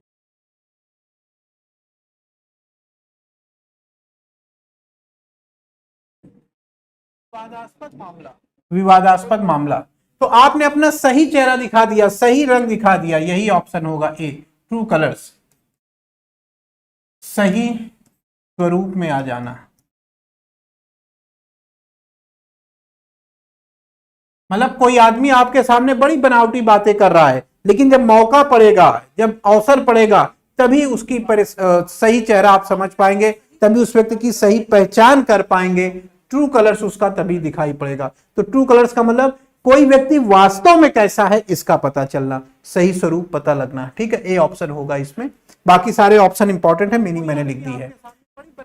this incident awkward without A warning, ये घटना हुई लेकिन कुछ चेतावनी नहीं मिली मुझे, कुछ मुझे पता नहीं चल पाया, अचानक से ये घटना हो गई। तो कोई घटना अगर अचानक से हो रही है बिना आपको बताए हुए, तो ऐसी घटनाओं को आप क्या बोलते हैं? बोल्ड फ्रॉम द ब्लू, आकाश से गिरने वाली बिजली।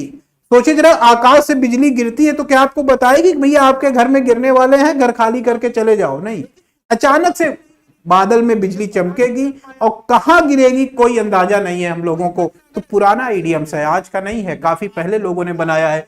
बोल्ड फ्रॉम द ब्लू मानव एक अप्रत्याशित, आज से गिरने वाली बिजली, हानिकारक घटना। आपको बताएगी भैया आपके घर में गिरने वाले हैं, घर खाली करके। N unexpected harmful event, English में भी कह सकते हैं, इंग्लिश लिखी हुई है इसलिए हिंदी में लिख दे रहा हूं। तो 2 चीजें हैं, एक तो ये अप्रत्याशित है और ये निगेटिव है। ठीक है, आगे आइए। और ऑप्शन देखना चाहें तो देख सकते हैं, नहीं तो आगे आएंगे तब फिर हम लोग इनको देखेंगे। पहले क्या लिखा हुआ है? On thin ice. On thin ice का मतलब क्या हुआ? बहुत ही जल्दी, तत्परता से होना। इन अप्रत्याशित और ये निगेटिव। आगे आइए। और ऑप्शन देखिए, जल्दबाजी में होना। इग्नोरेंस इज ब्लिस, अज्ञानता वरदान है। मतलब कई बार हमें चीजों की जानकारी नहीं होती है तो हमारे लिए फायदेमंद होता है। सोचिए जरा, किसी सड़क से आप चले जा रहे हैं, रात का टाइम है, सुनसान एकदम सड़क है और एक थोड़ा सा जंगल जैसा रास्ता है, गांव देहात में जा रहे हैं, कुछ नहीं पता है, अपनी साइकिल बाइक से निकल जाएंगे, कुछ आपको पता ही नहीं चलेगा। अज्ञानता वरदान आपके लिए साबित हुई। वहीं पे जा रहे, रास्ते में कुछ कोई मिल गया, भैया उस रास्ते से जा रहे हो क्या? आपने कहा मत जाइएगा, भूत प्रेत रात में पकड़ लेते हैं लोगों को। अब बाइक वालों को तो जानबूझ के पकड़ते हैं, पीछे बाइक में भी बैठ जाते हैं। अब उसने आपको बता दिया, अब आप जाएंगे, डर लगेगा आपको। नहीं जान रहे थे तो कोई टेंशन नहीं थी, चुपचाप चले गए। बता दिया किसी ने, अब टेंशन हो जाएगी, अब जाएंगे अगल बगल बिल्ली भी इधर उधर जाएगी तो भी आपको लगेगा लग रहा कुछ आ रहा है। तो वहीं से ये इडियम्स बना है कि कई बार चीजों को न जानना हमारे लिए फायदेमंद रहता है। और प्ले डेविल्स एडवोकेट, डेविल के एडवोकेट की भूमिका निभाना, मतलब दैत्य के एडवोकेट की भूमिका निभाना, इसका मतलब किसी ने कोई तर्क दिया है तो उसका कुछ विपरीत तर्क देना। तो इसका मीनिंग लिख लेते हैं यहीं कहीं, ये इधर यहां लिख रहा हूं भाई, ठीक है ना, मिला लीजिएगा। प्रेजेंट ए काउंटर आर्गुमेंट, प्रेजेंट ए काउंटर आर्गुमेंट माने किसी के विरोध में तर्क देना, किसी ने तर्क दिया है अब आप उसके विरोध में तर्क दे रहे हैं। तो ऑप्शन यहां पे बी है, ध्यान दीजिएगा, बी ऑप्शन आपका सही होगा, अप्रत्याशित घटना। आगे आइए, Mahesh has learn not to take things seriously, Mahesh ने सीख लिया है कि चीजों को गंभीरता से नहीं लेना चाहिए। और अगर चीजों को गंभीरता से नहीं लेना चाहिए तो फिर कैसे लेना चाहिए भाई? चार ऑप्शन है, take it with a grain of salt, किसी का पांव खींचना, यो आपका गेस उतना ही अच्छा है, और ये अंतिम चारा है। बताइए जरा क्या ऑप्शन ज्यादा सही होगा, बोलिए। Take it with a grain of salt, ठीक है, take it with a grain of salt माने, ग्रेन ऑफ सॉल्ट माने एक चुटकी भर नमक लेना। तो ग्रेन ऑफ सॉल्ट कर रहे हैं, थोड़ा सा ले रहे हैं, थोड़ा सा ले रहे हैं, बहुत ज्यादा नहीं ले रहे हैं, अच्छा है, माने चीजों को गंभीरता से नहीं ले रहे हैं। Mahesh has learned not to take things seriously, A option. B option क्या है? पुल समवन्स लेग, किसी का पांव खींचना, यानी किसी के कार्य में बाधा डालना।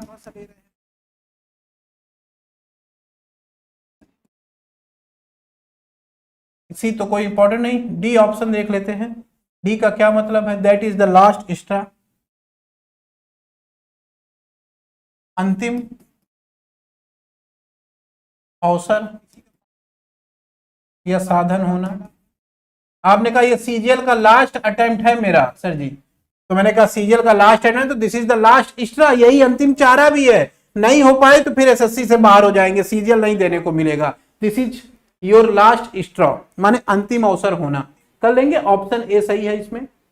Ravish is ready to throw caution to the wind, Ravish तैयार है कि वो हवा में कॉशन फेंकेगा।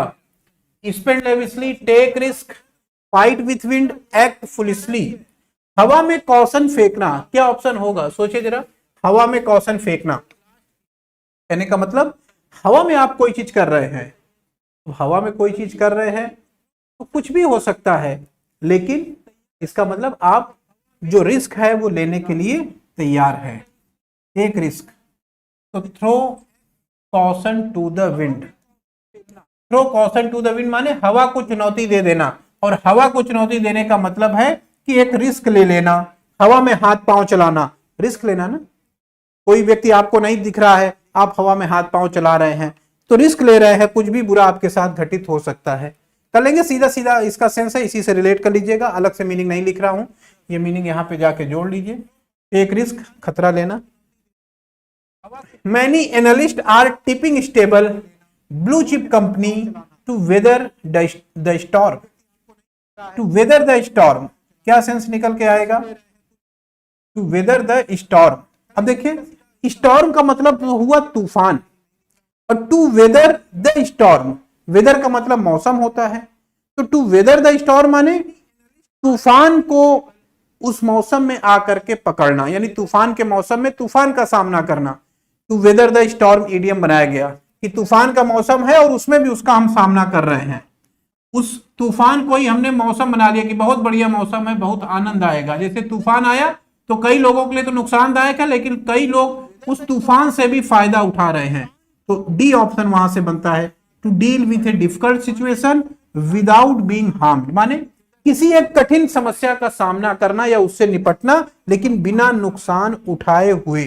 तो बिना नुकसान उठाए हुए अगर आप किसी कठिन समस्या से निपट रहे हैं तो वो इडियम्स बनता है थ्रो वेदर द स्टॉर्म, किसी तूफान का डटकर के सामना करना या किसी चुनौती का सामना करना बिना कोई नुकसान के।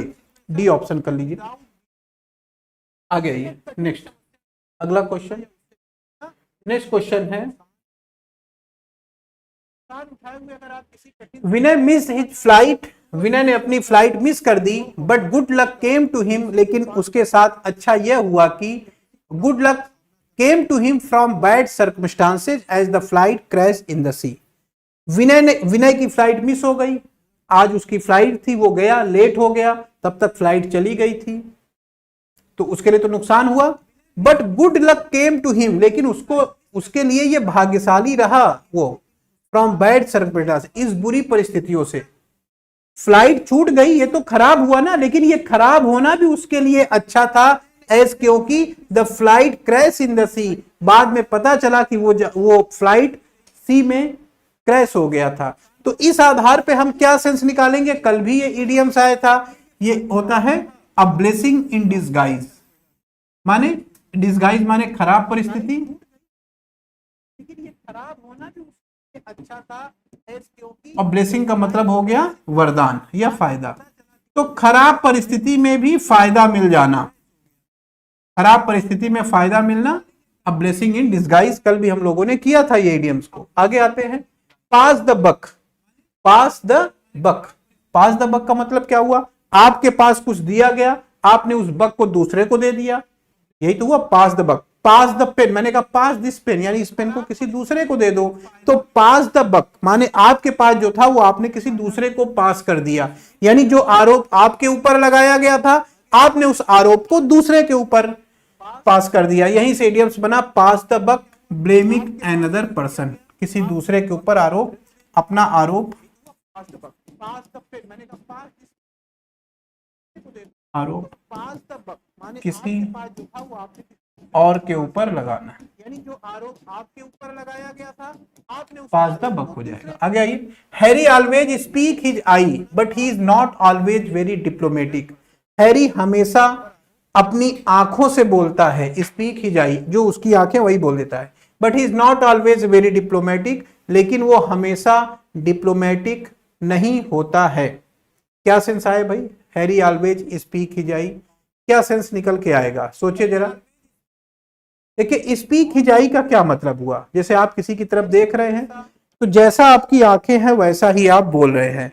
तो आंखें अगर भाई प्रसन्नता रहेगी तो आंखों में चमक रहेगी, थोड़ा उदास रहेंगे तो आंखों में थोड़ा आंसू टाइप के रहेंगे, तो इसका मतलब आपके अंदर की फीलिंग आपकी आंखों से व्यक्त हो रही है, कहना ये चाह रहा है राइटर। तो स्पीक हिज आई का मतलब जैसा हमारे मन में है वैसा ही हम सामने उसकी प्रतिक्रिया दे दें। तो स्पीक हिज माइंड का मतलब हुआ, स्पीक हिज आई का मतलब स्पीक हिज माइंड, माने अपने का मतलब आपके अंदर की मन की बात कहना। स्पीक हिज आई का मतलब जैसा हमारे मन में है वैसा ही हम सामने, ठीक है। ऑलवेज स्पीक हिज आई माने स्पीक हिज माइंड, जो उसके मन में रहता है वो कहता है, यानी बहुत सोच समझ के बोलता है।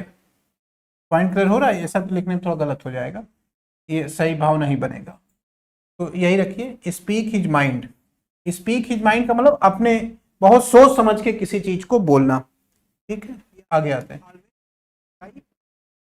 सीले has been contemplating for a few days, Seeley काफी दिनों से गहन विचार कर रहे थे, कंटेम्पलेट का मतलब होता है गहन विचार करना, गहन विचार कर रहे थे, but still has not decided to quit the job, लेकिन अभी भी वो निर्णय नहीं ले पाए हैं कि उनको नौकरी छोड़ देनी चाहिए, ठीक है। Cooling one's heel, fighting the dust, chewing the cut, getting into hot waters, 4 option दिए गए हैं, सोचिए जरा क्या ऑप्शन ज्यादा सही होगा यहाँ पे। काफी गहराई से सोच विचार करना, तो काफी गहराई से सोच विचार करना, बाइटिंग द डस्ट तो होगा नहीं, धूल फाकना ये तो मृत्यु के बराबर होता है, कूलिंग वंस हील ये भी नहीं होगा, यही ऑप्शन बनेगा। गेटिंग इनटू हॉट वाटर, ये तो गेटिंग इनटू ट्रबल होता है, गेट इनटू ट्रबल, परेशानी में फंस जाना। काफी गहराई से सोच विचार करना, biting the dust to die होता है, ये तो इसका मतलब मर जाना, तो यही ऑप्शन हुआ chewing the cut. Chewing the cut माने चिंगम चबा रहे हैं, चिंगम चबा के कोई चीज सोच रहे हैं या कुछ भी चबा रहे हैं यानी कुछ सोच रहे हैं। गहराई से विचार करना, गहराई से सोच विचार करना, ये सेंस निकल के आता है।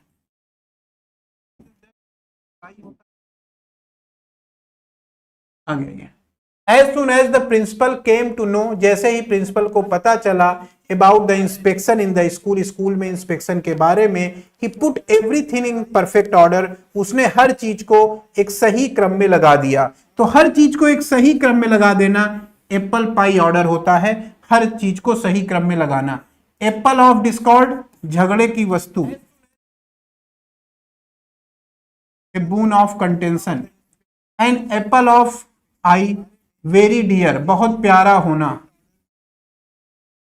तो एप्पल पाई ऑर्डर हो जाएगा इन परफेक्ट ऑर्डर, ये इसका सिनोनिम है, सही क्रम में। आगे बढ़ते हैं। You must not participate in the marathon this year, इस साल आपको मैराथन में भाग नहीं लेना है बिना किसी ट्रेनिंग के। It is an unreal hope on your part, ये आपके लिए एक ऐसी अनरियल होप होगी।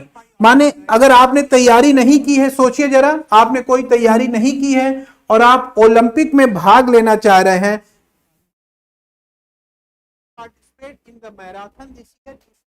आप ओलंपिक में भाग लेना चाह रहे हैं, तो इसका मतलब हुआ कि बिना तैयारी के अगर आप ओलंपिक में भाग ले रहे हैं तो इसका ये सेंस निकल करके आएगा कि आप अगर वहां जीतने की अपेक्षा कर रहे हैं तो इट मींस कि आप गलतफहमी में हैं, क्योंकि बिना तैयारी के आप ओलंपिक जैसी प्रतिस्पर्धाओं में जीत नहीं पाएंगे। तो यहां पे क्या ऑप्शन हो जाएगा?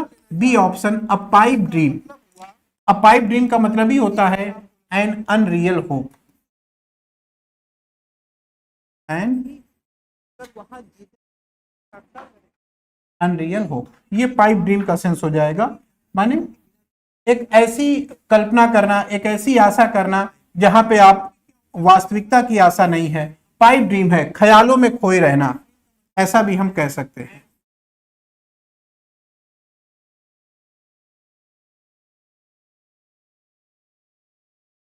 आगे ए कह रहा है, ए ऑप्शन है टू लूज वंस टेम्पर, अपना संतुलन खो देना, नाराज हो जाना, बिकम एंग्री, ख्यालों में खोए।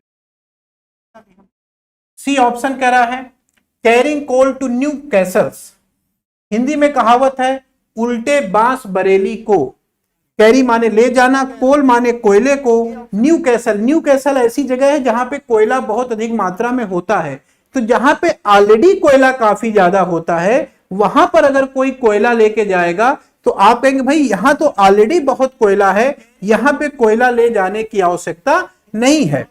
पॉइंट समझ पा रहे?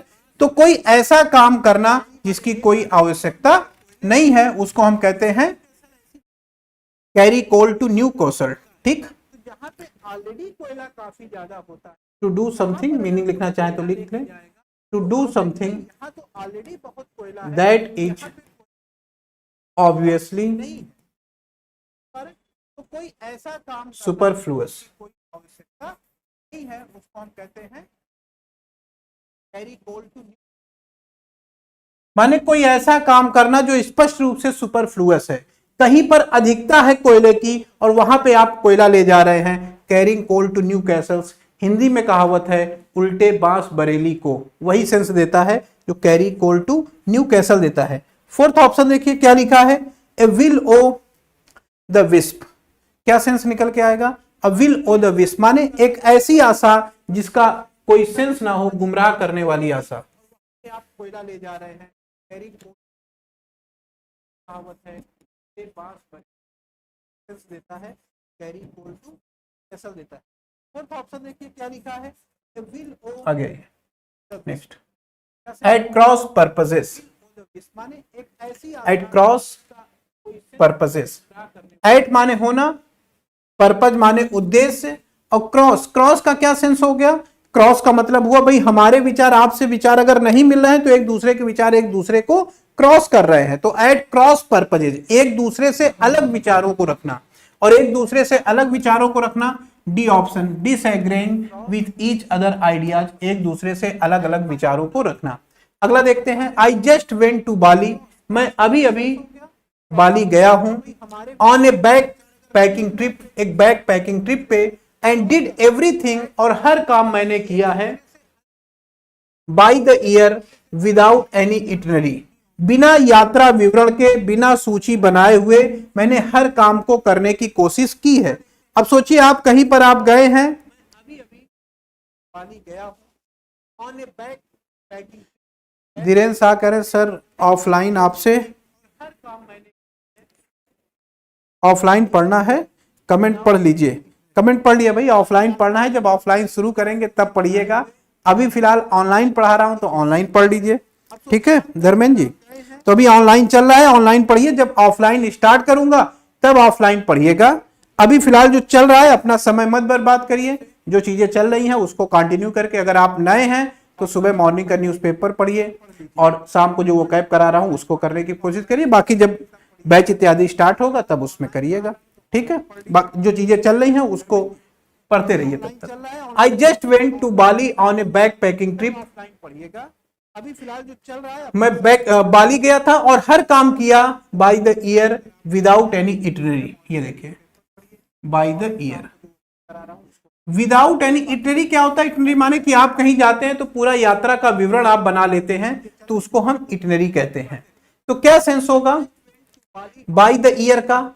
मैंने हर काम किया, माने हमारे पास कोई योजना, जैसे आप किसी नए शहर में गए तो नए शहर में कहां कहां जाना है, कहां होटल लेना है, कहां घूमना है, इसके लिए एक तो तरीका है कि आप इटिनरी ले लीजिए, पूरा यात्रा का विवरण लीजिए। लेकिन बिना किसी यात्रा के विवरण पे के आधार पे आपने कैसे काम कर लिया? तो by the year, by the year माने कान से सुन करके, मतलब लोगों से पूछ करके, किसी से पूछा कि भाई क्या हो सकता है, कहां जाना चाहिए, उसने बताया यहां चले जाओ, ये अच्छी घूमने की जगह है, तो आप वहां चले गए। किसी से और से पूछा तो उसने कहा यहां रुक जाओ, ये होटल अच्छा है, आप वहां चले गए।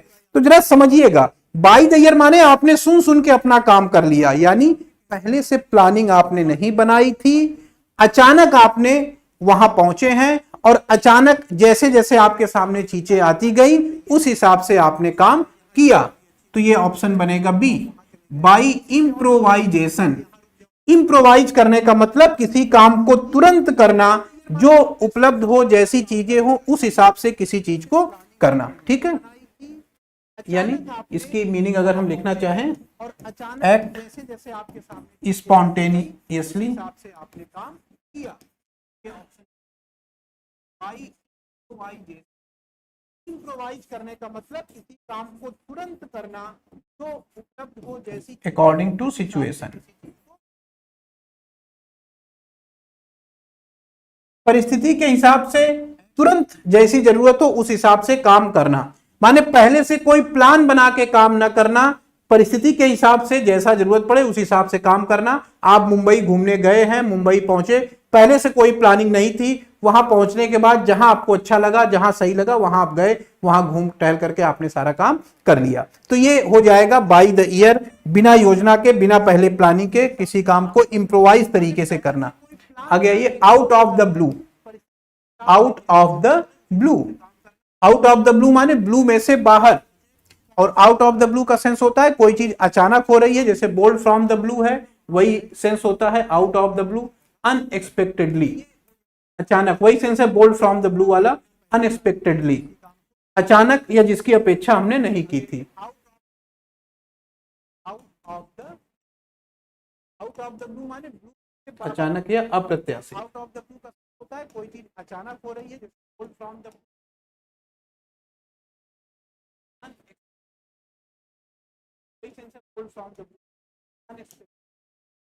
अचानक या जिसकी। चलिए आगे, यू स्नूज यू लूज, सीधा सीधा शब्द है, you snooze you lose. Snooze माने झपकी लेना, दिन में, स्नूज माने दिन में झपकी लेना। यदि आप दिन में सोएंगे तो यू लूज, तो आप खो देंगे। क्या सेंस निकल करके आया बताइए भाई? अगर आप दिन में सोएंगे तो आप खो देंगे, कहने का मतलब है इतना कंपटीशन है, लोग तैयारी में लगे हुए हैं, आप अगर सो रहे हैं, तैयारी नहीं कर रहे हैं, तो जाहिर सी बात है आप खो देंगे, सिलेक्शन आपका नहीं होगा। तो क्या सेंस यहां से ज्यादा सही होगा? चारों ऑप्शन लिखे हुए हैं। If you are not alert you are likely to miss opportunity, यही तो सेंस हो जाएगा कि अगर आप अलर्ट नहीं है, सावधान नहीं है, सतर्क नहीं है, तो आप सभी अवसरों को खो देंगे। वही मीनिंग है, यदि आप सोते हैं तो आप हार जाते हैं। ए ऑप्शन आपका नहीं होगा। Anita keeps on repeating that she is innocent but there is. अनीता लगातार कहती रही कि वह निर्दोष है, लेकिन, अब देखिए लेकिन का क्या तात्पर्य होता है, ये शब्द बड़ा इंपॉर्टेंट है ये क्वेश्चन करने के लिए।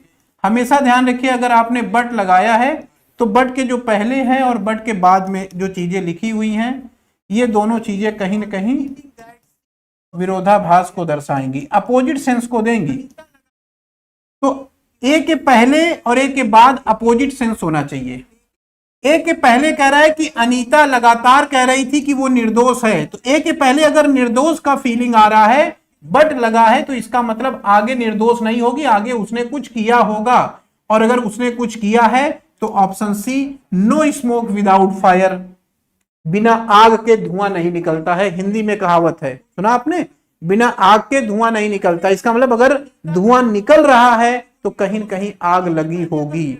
इसका मतलब अगर चर्चा हो रही है तो आपने कुछ न कुछ जरूर किया होगा। तो बट के कारण हम इस ऑप्शन को ले पाए, क्योंकि हम समझ गए कि बट के पहले कहा जा रहा है कि अनीता निर्दोष है, और अगर बट के पहले कहा जा रहा है कि अनीता निर्दोष है तो इसका मतलब बट के आगे ये भाव आएगा कि अनीता निर्दोष नहीं है, उसने कुछ न कुछ जरूर किया है। नो स्मोक विदाउट फायर, इसका मतलब बिना आग के धुआं नहीं निकलता है, यानी किसी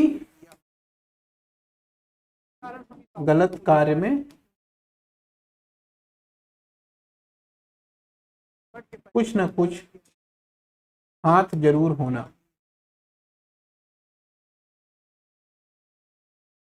ठीक है, कर लेंगे, सी ऑप्शन हो गया। आगे next, after finishing this assignment the employ make it a day. अपना काम खत्म करने के बाद उन्होंने क्या किया, अभी ये इडियम्स आया था, दोबारा फिर आ गया है। काम खत्म होने के बाद हम बोल देते हैं कॉल इट ए डे, माने आज का दिन खत्म हुआ, आज का काम समाप्त हुआ। अभी पीछे करा चुका हूं, B option. His voice get on my nerve, उसकी आवाज जो है वो मेरे नर्व पे आ रही थी। नर्व पे आने का मतलब कोई आपके नर्व दबाए, नसें दबाए, नसें दबाएगा तो आपको दर्द होगा, झल्लाहट होगी, आप चिड़चिड़ाएंगे, गुस्साएंगे, इरिटेट करना। Gate on my nerve, get on nerve का मतलब होता है किसी को इरिटेट करना, माने किसी को परेशान या तंग करना, यह भाव देता है गेट ऑन नर्व। आगे, दो वेरी रिच, यद्यपि वो काफी धनी है, फिर भी Alexander always saves for a rainy day. वो आपने ग्रासोपर और आंट एंड ग्रासोपर की कहानी सुनी होगी, जिसमें आंट चींटी काफी मेहनत करती है, टिड्डा आराम करता रहता है। चींटी मेहनत करती है कि आगे आने वाले समय के लिए कुछ चीजें इकट्ठा की जाए, वही सेंस है। Saves for a rainy day माने सेव्स मनी फॉर लेटर, माने आगे के लिए कुछ पैसा बचा के रखना, सारा पैसा खर्च ना करना। सी ऑप्शन होगा इसका। The better you know someone the less you like him, किसी आदमी को आप जितना ज्यादा जानते जाएंगे उतना ही उसको कम पसंद करने लगेंगे। अमिताभ बच्चन, सलमान खान या कोई क्रिकेटर आपको बहुत अच्छा लग रहा है क्योंकि आपसे बहुत दूर है, आप उनके जितने नजदीक होते जाएंगे, जितनी उनकी चीजों को जानेंगे और बहुत ज्यादा उनके बारे में जानने लगेंगे जिस दिन, तो हो सकता है आप उनको कुछ नापसंद भी करने लगे। तो यहीं से यह कहावत पैदा हुई है कि फेमिलियरिटी ब्रीड्स कंटेम्प्ट, बहुत ज्यादा मेल मिलाप, अधिक मिठास में भी कीड़े पड़ते हैं, ऐसी कहावत है। तो वही कह रहा, फेमिलियरिटी ब्रीड्स कंटेम्प्ट, बहुत ज्यादा परिचय कहीं न कहीं नापसंदगी को उत्पन्न करता है या घृणा को उत्पन्न करता है। ठीक है, आगे आइए। इन ए सूप, सूप में होना, मक्खी जो है चाय में गिर गई या मक्खी आपकी सूप में गिर गई, तो मक्खी अगर चाय या सूप में गिर गई है तब तो बड़ी दिक्कत की बात है, मक्खी के लिए भी और आपके लिए भी, यानी परेशानी में होना, इन ट्रबल। सी ऑप्शन, परेशानी में होना। अगला question, I really do not want to pour cold water on, आप बहुत उत्साहित हैं, कोई काम करना चाह रहे हैं लेकिन घर वाले आपके रेडी नहीं हैं और एक बाल्टी ठंडा पानी उन्होंने आपके ऊपर डाल दिया, आपका सारा उत्साह ठंडा पड़ गया। पोर कोल्ड वाटर ऑन, क्या ऑप्शन बनेगा? ए, टू बी क्रिटिकल और डाउटफुल, किसी चीज के लिए काफी ज्यादा आलोचक या संदेहास्पद होना, किसी ऐसे प्लान के लिए जिसके बारे में लोग बहुत ज्यादा उत्साहित हैं। आप बहुत ज्यादा उत्साहित हैं लेकिन आपके घर वालों को प्लान सही नहीं लग रहा है, पोर कोल्ड वाटर ऑन हो जाएगा। आगे आइए, हार्ड नट टू क्रैक कल आ चुका है, इसलिए बहुत जल्दी से कराता हूं। हार्ड नट टू क्रैक माने एक ऐसी चीज जिसको, एक ऐसा अखरोट जिसको तोड़ना कठिन है, माने एक ऐसी प्रॉब्लम जिसको सॉल्व करना काफी कठिन है। We always consider sincerity, devotion and dedication as the highest priority of a good employee.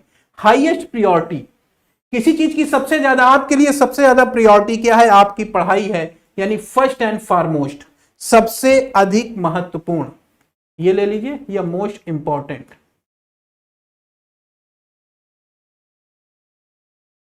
आगे आते हैं, 73 क्वेश्चन है, खत्म कर लेते हैं इसको। 69 में हम लोग पहुंच गए, छोड़ना उचित नहीं है क्योंकि 3-4 क्वेश्चन रह जाएंगे, फिर हो नहीं पाएंगे, और इसी के साथ सीजीएल 2023 टीयर 1 के सारे क्वेश्चन फिनिश हो जाएंगे आपके। ट्रेडिंग ऑन थिन आइस, पतली बर्फ पे चलना। अब सोचिए जरा, बर्फ पे चल रहे हैं तो क्या होगा? बर्फ पे चल रहे हैं, संभाल के चलिएगा, कहीं पैर इत्यादि फिसल गया तो दिक्कत काफी हो सकती है, हाथ पांव भी टूट सकते हैं, और अगर शादी नहीं हुई है तब तो और ज्यादा दिक्कत हो सकता है, शादी ना हो, इसलिए बड़ा सावधानी से चलना है। To be in a dangerous risky position, एक खतरनाक स्थिति में होना, treading on thin ice. Next, he is rich and famous and expect everyone to on him. वो धनी है और प्रसिद्ध है, और धनी है और प्रसिद्ध है तो वो चाहता है कि हर आदमी उसके इशारों पे नाचे, यही तो सेंस आएगा।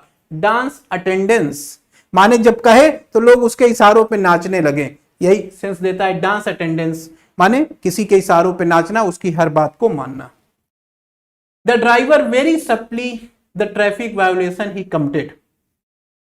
ड्राइवर ने जो ट्रैफिक का उल्लंघन उसने किया था, बहुत ही सूक्ष्मता से उसको क्या कर दिया? आयरन आउट कर दिया। आयरन आउट का क्या सेंस निकल करके आता है? आयरन आउट का मतलब होता है किसी चीज को समाप्त करना, खत्म करना, नकार देना। आगे देखिए, my cousin sister Neetu had an aerial view of, an aerial view माने आकाश से किसी चीज को देखना, या एक ऊंचाई वाले स्थान से किसी चीज को देखना। और एक ऊंचाई वाली स्थान से कोई चीज को देखते हैं तो वो इंग्लिश में कहा जाता है बर्ड्स आई व्यू। जैसे आप ये ऐसे पहाड़ हो गया, यहां पे नीचे बहुत सारी चीजें हैं, आप यहां पे खड़े हैं और यहां से देख रहे हैं नीचे चीजों को, तो ये क्या हो जाएगा? ये बर्ड्स आई व्यू होगा, या एन एरियल व्यू होगा, हवाई दृश्य। ठीक है, आगे आ जाइए। Last question, CGL 2023 tier 1 finish होने वाला है। Get up on the wrong side of the bed. Bed के गलत तरह से उठना, जैसे आप कहते नहीं आज पता नहीं किसका मुंह देख करके उठा था, पूरा दिन मेरा खराब हो गया, ऐसा बोलते हैं कि आज पता नहीं किसका मुंह देख करके उठा था, पूरा दिन मेरा खराब हो गया। तो इसका सेंस क्या निकल करके आएगा? बोलिए, ये D, someone who is having a horrible day, माने कोई ऐसा व्यक्ति जिसका पूरा दिन खराब हो जाता है, उसके लिए आप बोलेंगे gate up on the wrong side of the bed. Bed के गलत तरफ से उठना यानी पूरा दिन खराब होना, ये ऑप्शन। ठीक है, कर लेंगे। अब सारे क्वेश्चन आपके हो गए हैं। आयरन आउट का कहिए तो मैं मीनिंग लिखवा दूं आपको। रिमूव डिफरेंसेज, अंतर या मतभेद जो भी चल रहे हैं उनको समाप्त करना, या इसका दूसरा सेंस फ्रेजल वर्ब है। आयरन आउट एक तरीके की फ्रेजल वर्ब है, तो एक सेंस इसका निकल के आया कि मतभेदों को समाप्त करना, और दूसरा हम इसको यूज करते हैं put something finished. Put something finished माने किसी चीज को खत्म कर देना, बाय सॉल्विंग प्रॉब्लम्स, समस्या का समाधान करके किसी मामले को निपटा देना, जो समस्या थी उसका समाधान करके मामले को निपटाना, तो ये दूसरे वाले अर्थ में यूज हुआ है आयरन आउट। तो आप ध्यान दीजिएगा, ये सारे क्वेश्चन हो गए। टोटल 73 क्वेश्चन पूछे गए थे सीजीएल टीयर 1 2023 के टोटल 39 सेट्स में, ये सारे आज हम लोगों ने कर लिए हैं।